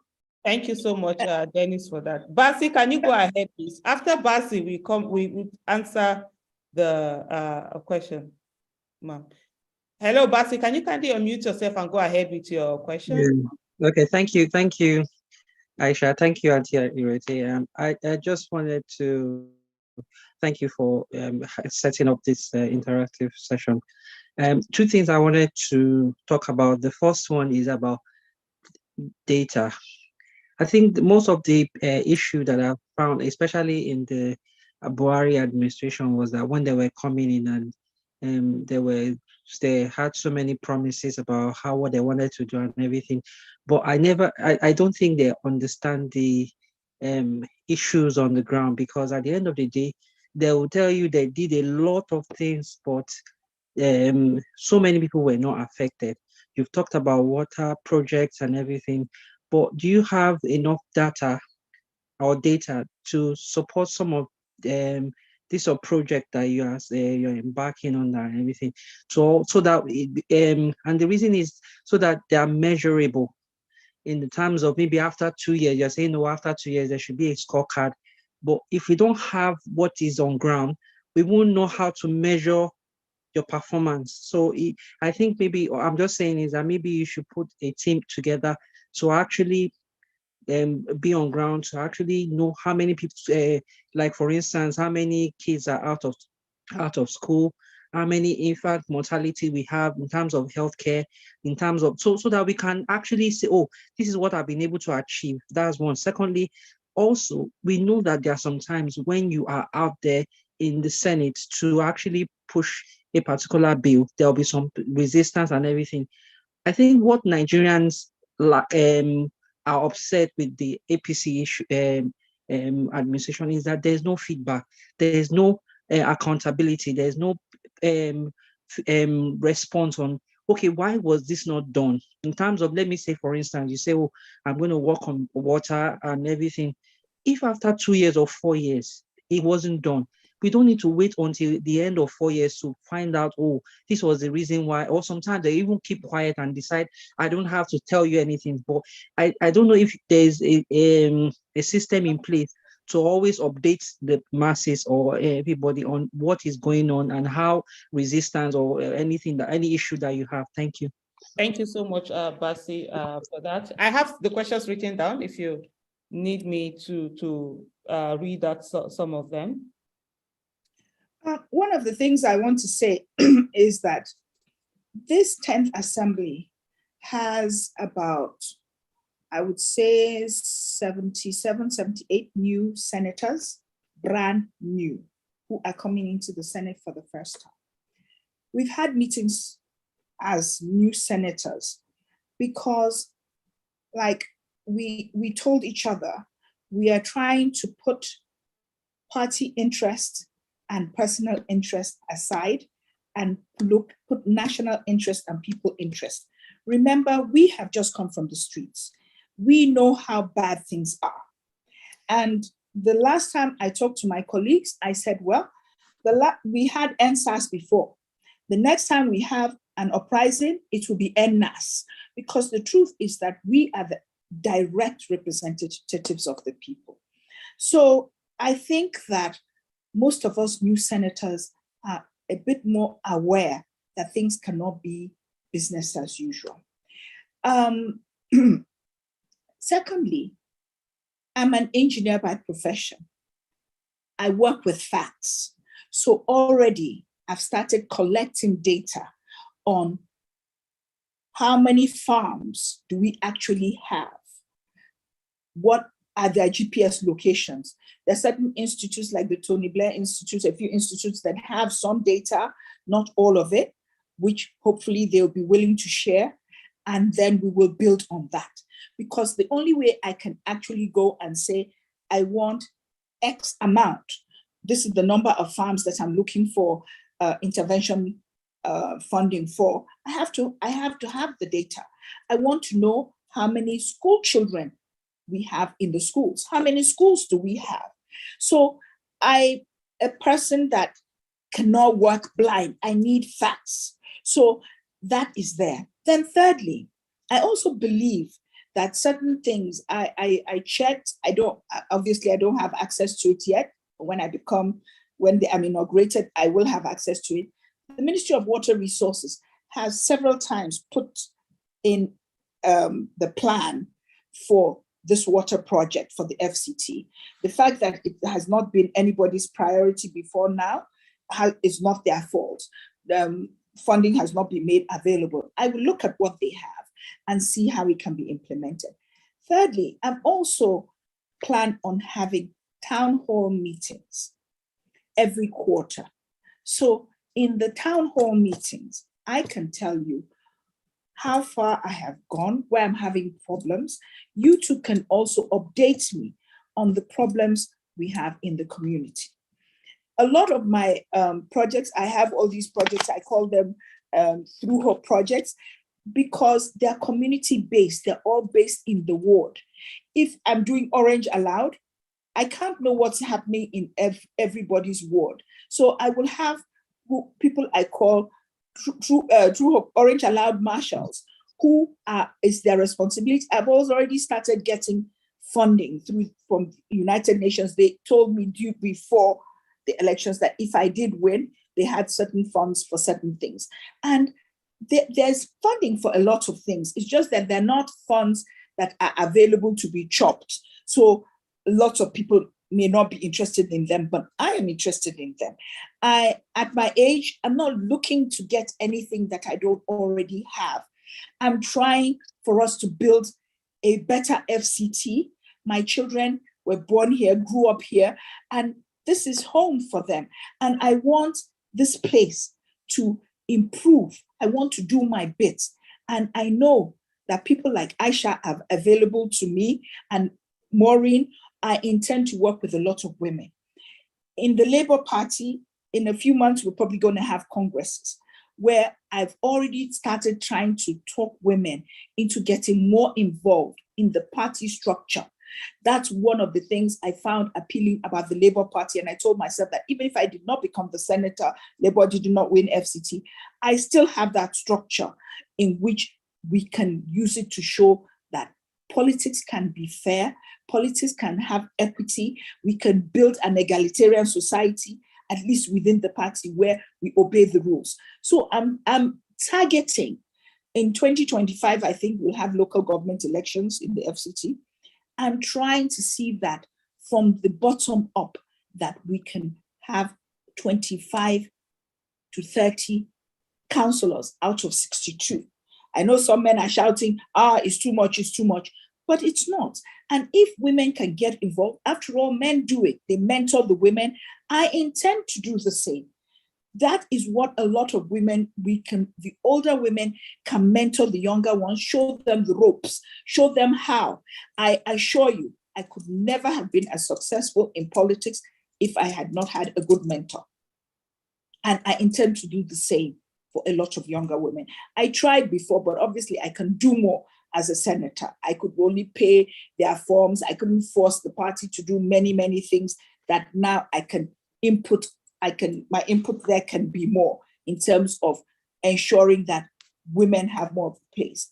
And the other thing that I think as women we can bring up again, recently when one of the senators was talking to me, he said, Madam, it's really embarrassing. Only 3 female senators out of 109. I said, well, you are embarrassed. What do you? He said, Madam, as a nation, we're embarrassed. So I said to him, so what do you think we should do? He said, it's mandatory now that we have legislation for that 35%. In that case, the parties have to now know how that it is the law.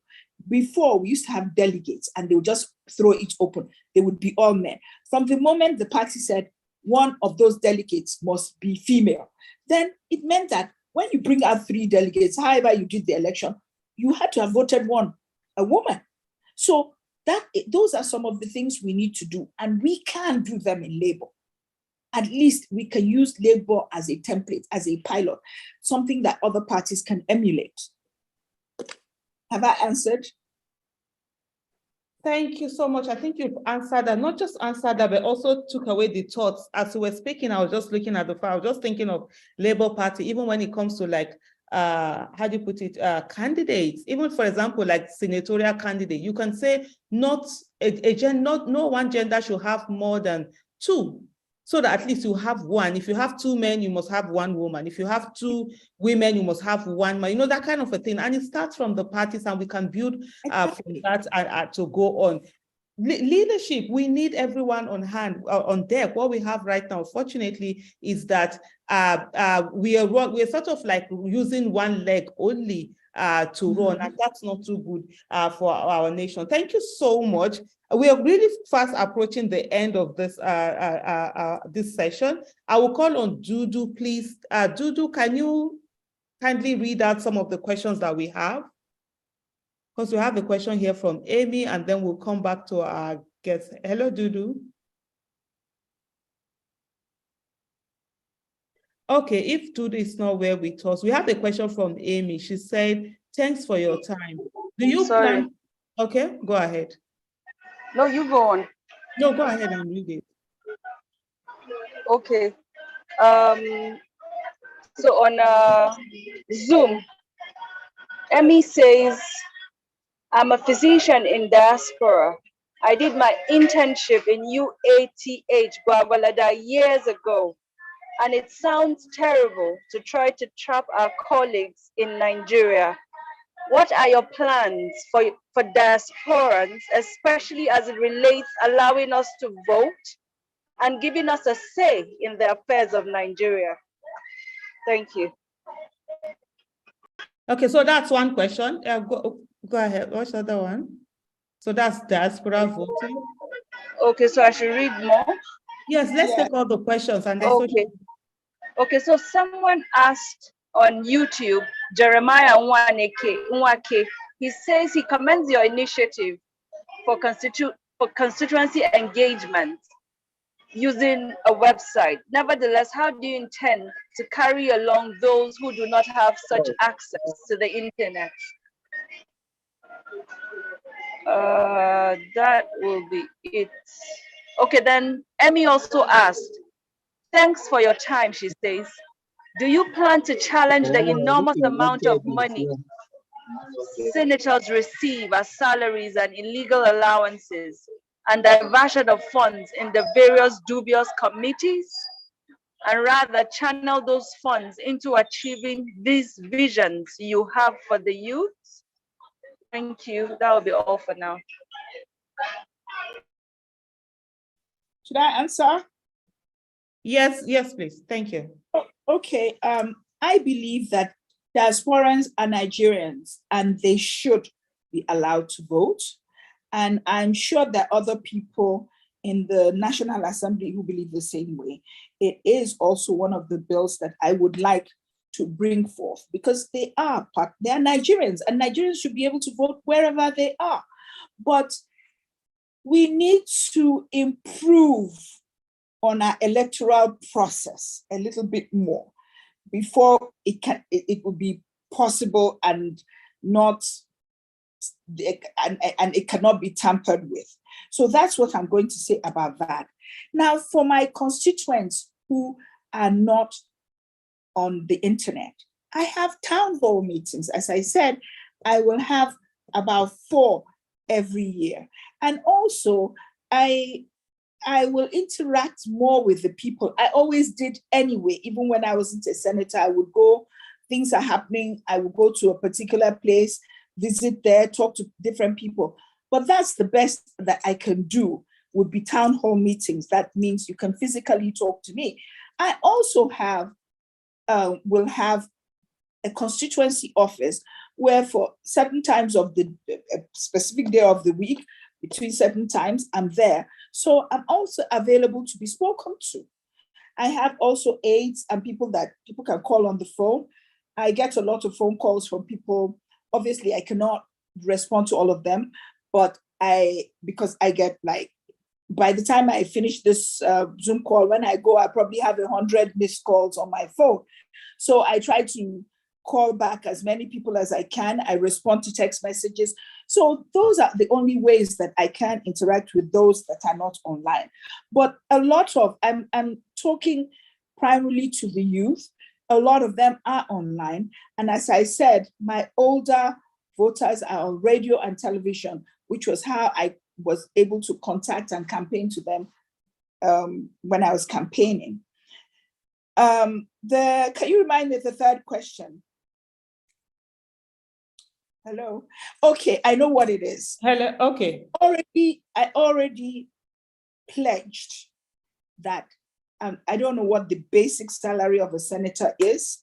I already pledged my basic salary to a sort of emergency fund for the FCT.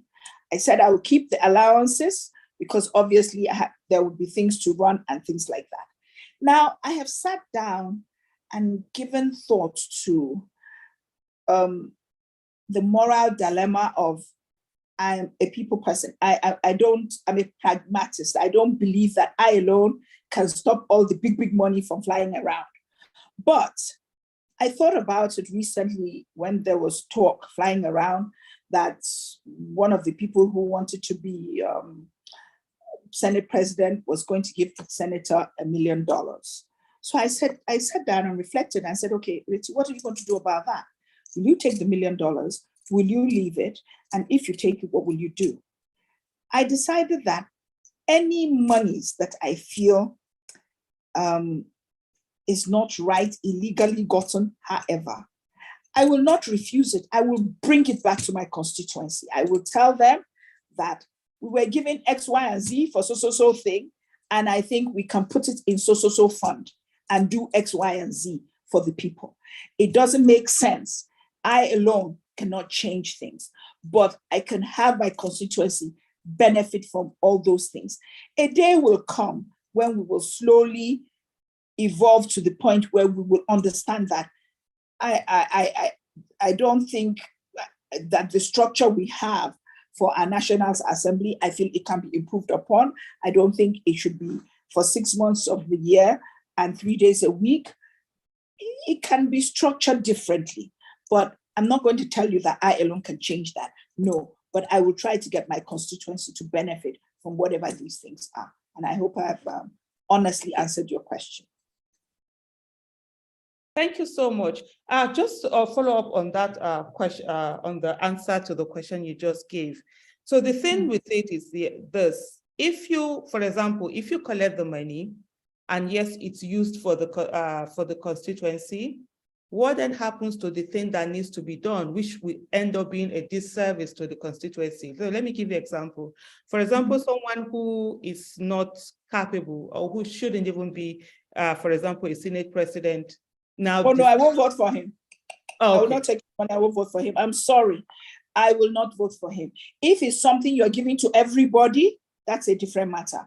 But I assure you, even if it's only my vote alone, I will not vote for rogues and robbers. And if everybody is one, I will vote for the person with the least baggage. Thank you so much. I needed to hear that clarification so that we don't leave here and people are thinking that, oh God, so that's it's not going to be easy, but it's something that as we go on, and that is where citizens actually need to be very, how do I put it, to be very vigilant and to participate and check what are the things that are happening. One of the laws that has been very difficult to pass, although we've not really worked, is how do we get to recall legislative members. Right now, what we have is 50% of the registered voters, and we know that registered voters, basically most of them don't even exist. We have situations where people were just registering anyhow. How do we get to a place where it is 50% of the number of votes that someone gets that actually will bring that person back? That is one of the ways that citizens can hold those who are voted into the legislative, accountable, and be able to say if someone isn't doing very well, we also can bring them back home. But beyond that also is to be vigilant, support the people, because most times what happens is that the people who go in there with good intention and then they are left on their own. And then you're battling this whole number of people who are corrupt, who want the corrupt system to continue. So as citizens, we must begin to be vigilant, support those that we know they are doing the right thing. And as we go little by little by little, we keep weeding out those who are not doing the right thing, and we keep voting in. Let's ensure wherever election is taking place, there are going to be a lot of by-elections. Sadly, I think someone has died recently, a member-elect. He hasn't gone in. So probably there might be election going on there. There are always elections that are coming up in different parts of the country. Let's focus and ensure that we are bringing in those people who we know are going to be there and be there for Nigeria, not for their selfish interests. And I love the part where Senator-elect talked about they, as new members who are coming for the first time to the National Assembly, especially to the Senate, are now working together and looking where she said, yeah, we came from the streets and we know what is in the streets. And we saw what happened with NSAS. The next might be NAS, and we don't want that to happen. And so if we begin to encourage them more and give them that incentive to only focus on the things that work for Nigeria, I think we're going to go a long way. I will quickly give the mic to Pas Osas before I call on, that will be the last question that we will be taking for today, because we have a few minutes to the end of this session. Pas Osas, please go ahead. Hi, everyone. Good day. Good afternoon from here. I just want to quickly ask a few questions, maybe just one. Can you hear me? Yes, we can. Okay. As a senator-elect, is there anywhere in the Constitution where it says if a matter is in court, and that maybe, for example, I'm going to divert a little bit. If a matter is in court, maybe the person-elect should still be sworn in before that matter is resolved by the court, because in my own understanding right here, once a court decides to take a matter, all elected persons are suspended.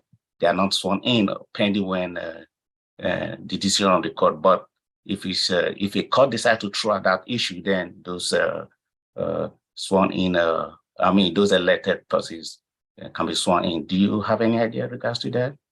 Thank you. Well, actually, whoever has been declared the winner gets sworn in. If at a later point the court decides that that person didn't win, then they inform INEC, and then that they withdraw the certificate they've given to that person and they give it to a new person. But until a court says the declared winner is not the winner, everything continues with the people who have been declared by INEC as the winners.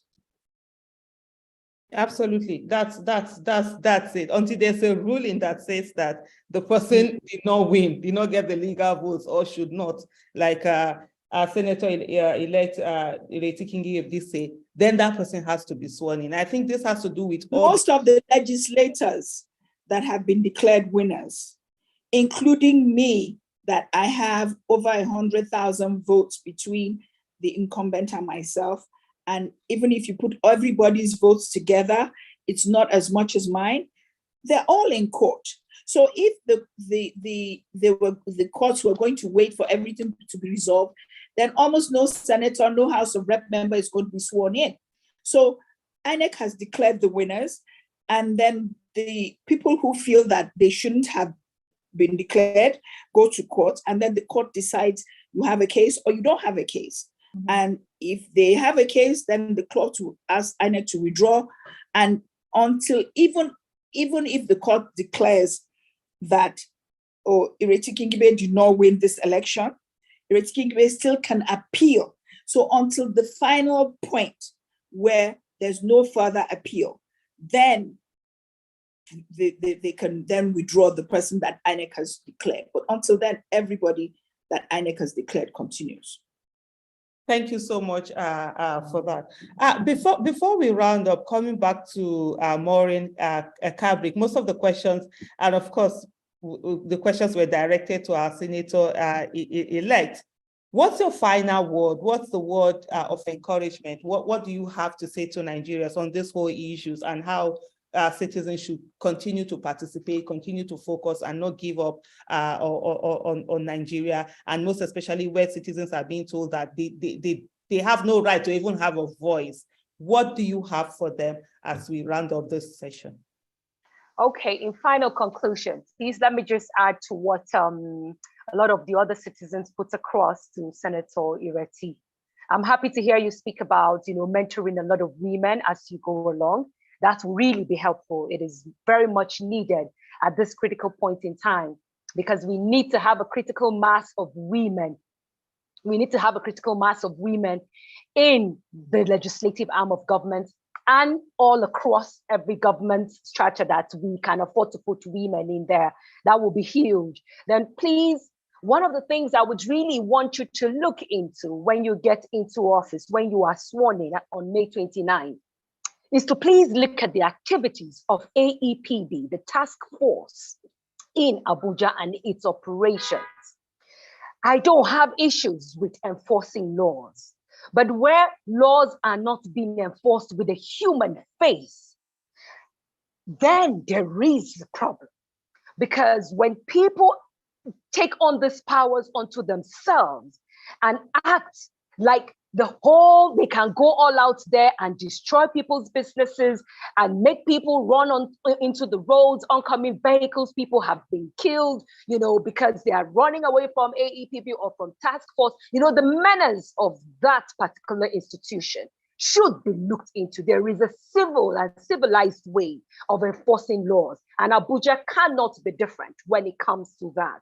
Then also the menace of VIOs on Abuja roads, where every day you go out, you have your papers complete, you have your driver's license, yet on a daily, you can pass 88 checkpoints, stopping points of VIOs asking you the same questions, all because we do not value time. Time is not anything that Nigerians value.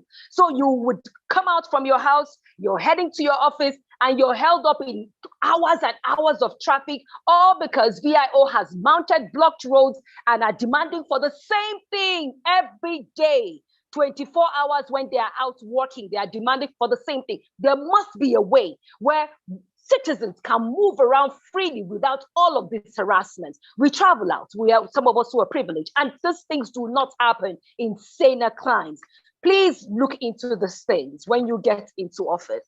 And to citizens who are listening to this live interaction, I want to leave us with two quotes.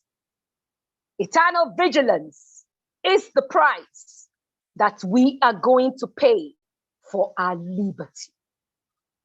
Another quote I'm going to leave us with is never doubt, Margaret Mead, never doubt that a small committed group of committed citizens can change the world.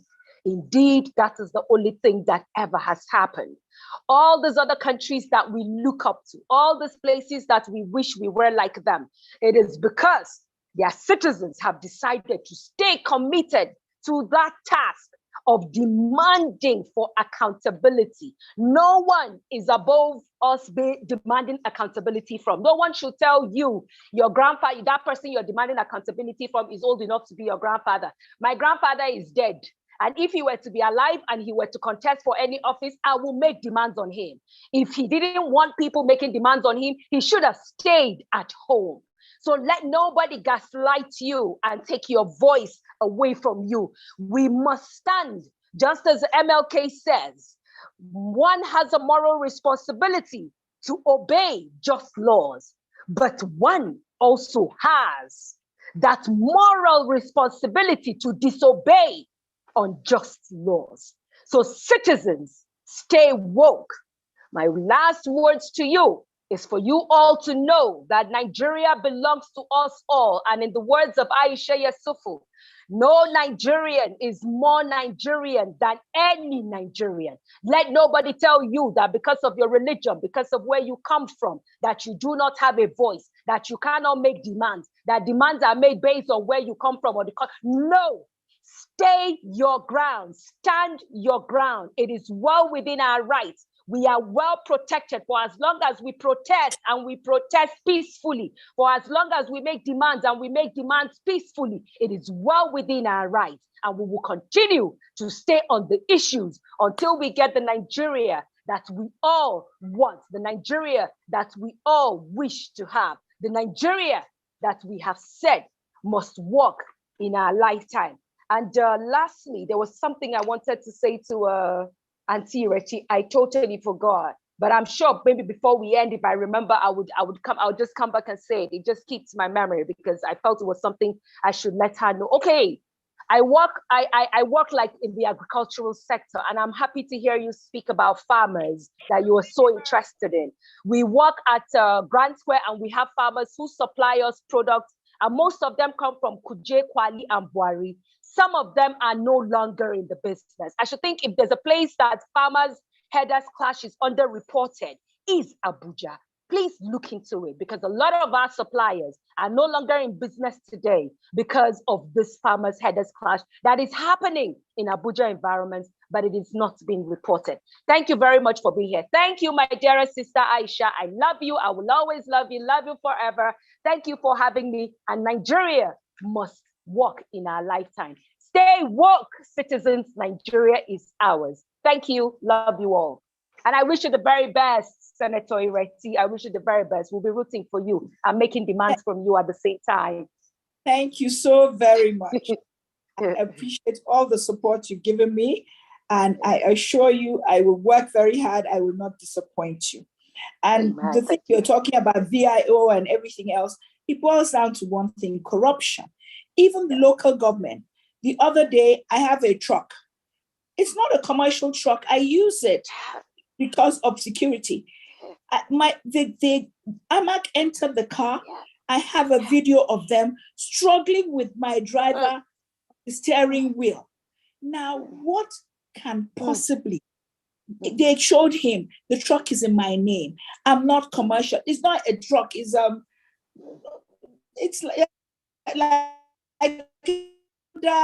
this Tucano, a truck. I don't know how like it's called, like a Hilux Hilux, kind but of it's a Honda. thing. Yeah. Yes, and I wanted to go to the chairman to say, are you saying citizens cannot own one? Yes. It belongs to me. You could have had a crash with an injured or killed the people in my car. Why do you can stop them, but why jump into people's vehicle and try to take control of the steering wheel? So there's a lot we need to work on. We need to have conversations with the local government chairman. Businesses get extorted at every turn. I have a friend who has a bakery. They harass her for television license. Please, how many televisions do they watch in the bakery? Exactly. All this must stop. And all of this boils down to one thing, corruption. One thing only, corruption. They know that a lot of the things they're doing all illegal, but they still do it because there's no recourse. The same thing with INEC. How many INEC people have gone to jail? As long as there are no consequences in our society, then things will continue to be the way they are. We have to start having consequences for good and for bad. And that is one thing I want all the citizens that are listening to this to think about. It's not just about leadership. It's also about the citizens. When you get up you start your day, how many bad things do you do? How many times you break the law? Those things are important. And until you can hold yourself accountable, then you can hold other people accountable. And that's the place to start, is each one of us is with ourselves. Thank you so much. There must be consequences for good or for bad. What we've had in Nigeria is that bad behavior are usually rewarded while good behavior are actually punished. When you want to do the right thing in Nigeria, it's always not, you are mocked for actually doing the right thing. As we round up, there is something that is coming up. I've gotten there's some question. I did say it was the last question, but this one I think is something we need to take on right now. But before then, it's also to talk about like the Abuja is such a place where there are a lot of housing, but I think Abuja hasn't really made use of the fact that it has a lot of buildings in Abuja and a lot of houses. When it comes to this, what do they call ground rent that is being paid? I don't think Abuja collects as much of its ground rent as it should. And I'm talking from the point of someone who built houses, both for renting and also for sale.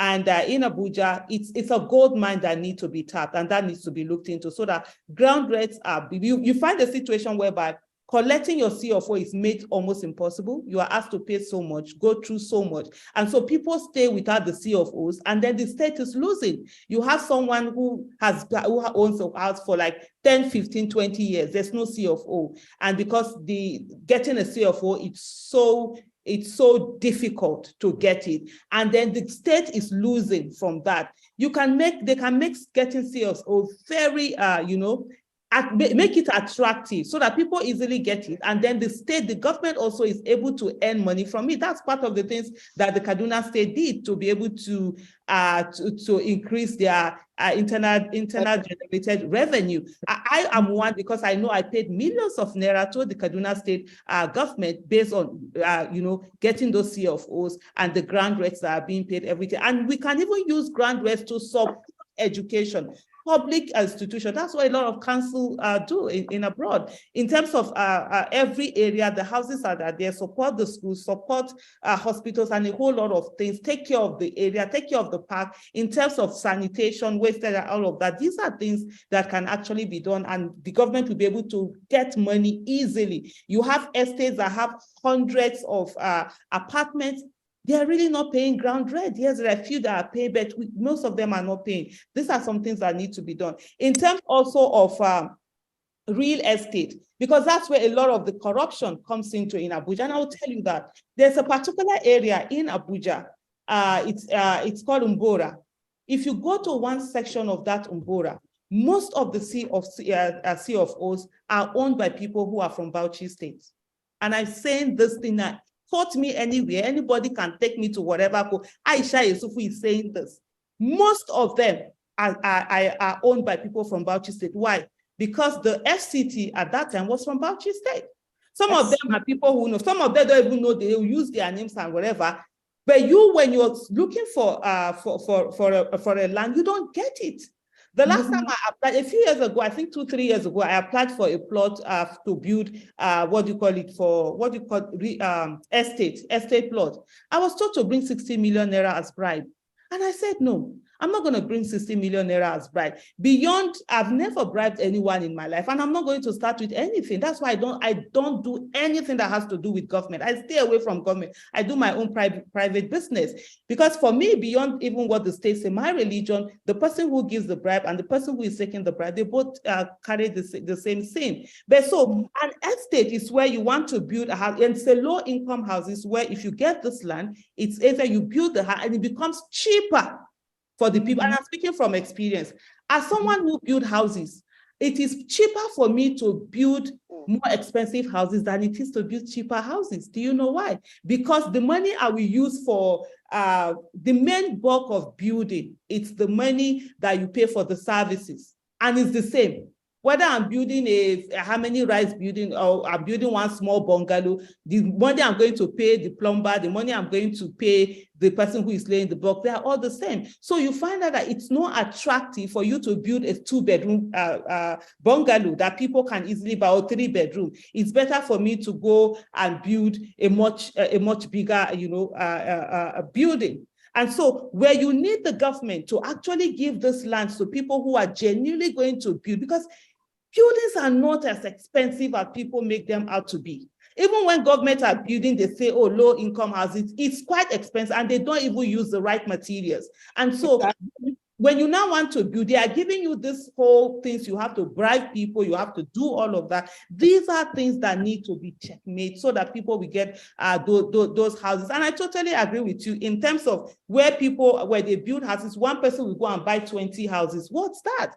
You don't even qualify to be, there should be a qualification of who is buying those houses. Not because I have the money, I will go and buy 20 houses and then start renting it. And meanwhile, the people who own those, who are supposed to get those houses, end up not getting it. Real estate, if Nigeria wants to fight corruption, they have to look into real estate. I'm a real estate, I'm into real estate. Business, they say, makes you rich. Real estate makes you wealthy. I've been building houses since the year 2007. I know that place is a cesspool of corruption, and a lot of monies are channeled through there. If we really want to, we need to begin to look at it. There are a lot of houses in Abuja where people are getting build these houses. They make lands expensive. They hold on to it. They are not building, and then they build them. They don't even rent them out. It's exorbitant. Meanwhile, the person who actually builds their house with sweat, you can't wait to begin to either rent it out or put it in the market, because you need that your money back. There are a lot of people who, for them, it's just about cleaning the money, cleaning process. They just put them there and they just forget about them. The same way with a lot of businesses. You have a lot of businesses that are front. You see yourself, and I'm going to digress here a little bit. I think for me, because this is something that I'm frustrated about. Honestly, Senator-elect Ireti, we just got an approval, just I think day before yesterday, to build a particular house, 2 units of 2-bedroom, 6 units of 2-bedroom flats. It took us almost a year to get that approval. Why? Because you don't want to do cut corners. What they want you to do is that they don't want you to get the approval. They don't want you to go through that route. They want you to go and start building so that they'll be coming and be collecting small bribe. They can come and collect small bribe. They can come and they will not check anything. That's why houses are falling left, right, and center. And so these are things that really need to be checked so that people who are doing the right thing are not frustrated when they continue to do all of this. But before, that's me ranting anyway, so please, apologies. So it's the part that taught me so frustrating. It's legitimate, and I understand exactly what you mean.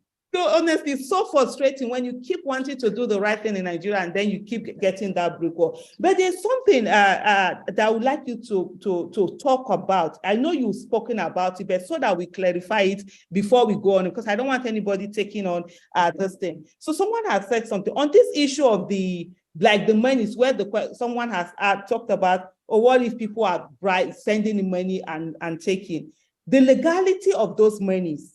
It's actually an issue that you might have a good intention of giving the constituency, having the money, but if it is something like a bribe or something, then it's an illegality to even think about it. I know you did clarify it when you talk about that you will not vote for anyone who brings any of sort, but I want it to be more clear so that people don't go away with such a notion behind them. And also to say, such money, of course, they should, if it's in a form of a bribe, it should be refused.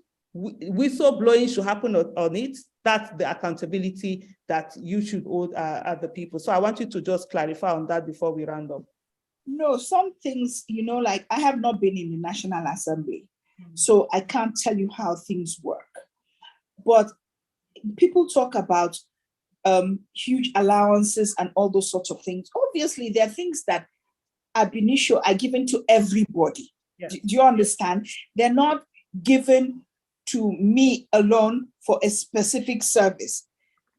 I will not go to a place where I'm supposed to oversight and collect their money. Definitely, that is bribery and that is corruption. I will not do that. But there must be certain things, as you say, they give to everybody in the National Assembly.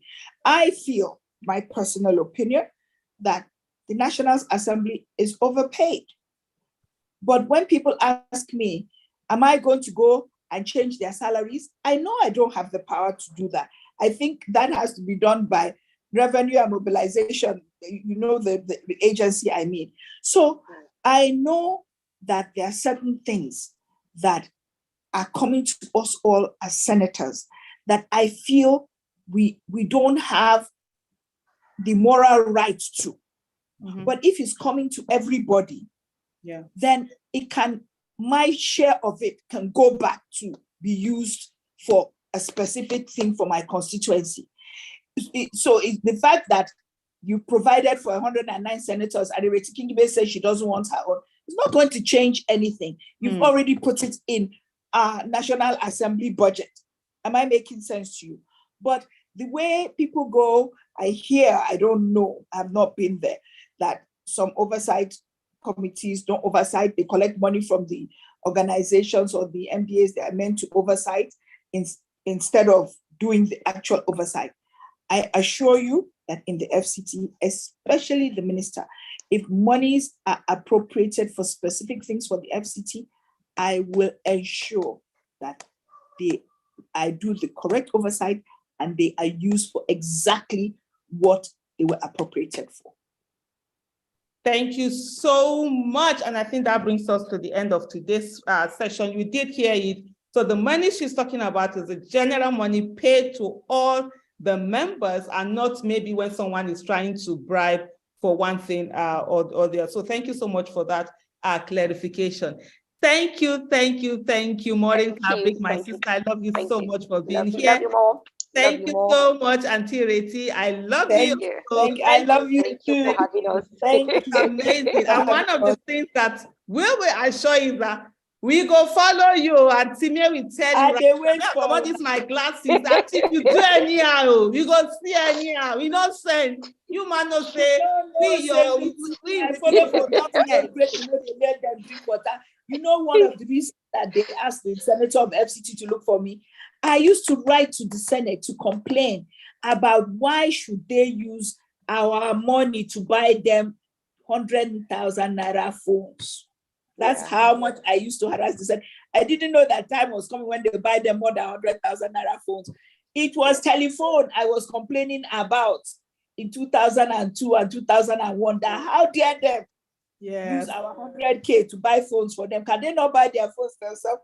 So that's why the man said, you were looking for Senator, go and ask that one. She's always giving us grief. But because I believe, I even would tell, when I'm driving with my husband, I will tell him, if you dare enter that one-way road, I will not vote for you. Let alone that I will tell everybody not to vote for you.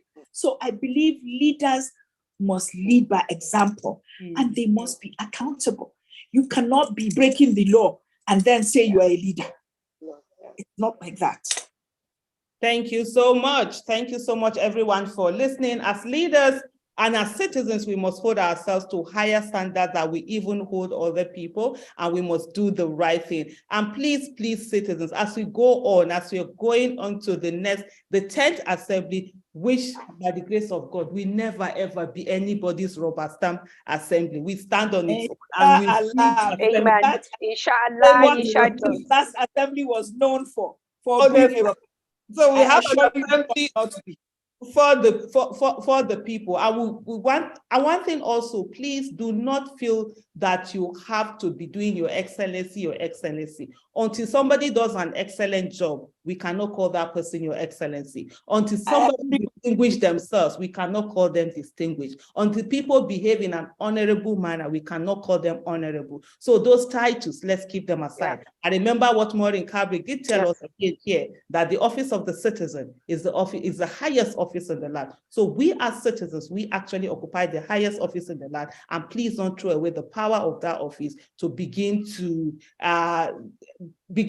respect, as they call it. We didn't vote anybody in to be our auntie or our mother or our father or grandfather or grandparents or whatever it is. We voted for them to serve us and serve us the most. Where they do not serve us, we know what to do. Thank you very much, everyone. And thank you so much, Auntie Ireti and Sister Maureen. Thank you. See you again next week. Thank you, big sis. Bye-bye. Love you so much. Thank you. Live with Aisha every Saturday at 6 p.m. Nigerian time. And next week we will have another guest here that will speak to all of us. Thank you so much. Bye-bye, ma'am. Yes. Bye-bye. Have a pleasant evening. Bye-bye. Thank you. Yes. I missed you. There was no salam meat from your house, Aisha. There was no salam meat from your house. No, guys, when I come, we go do the salam.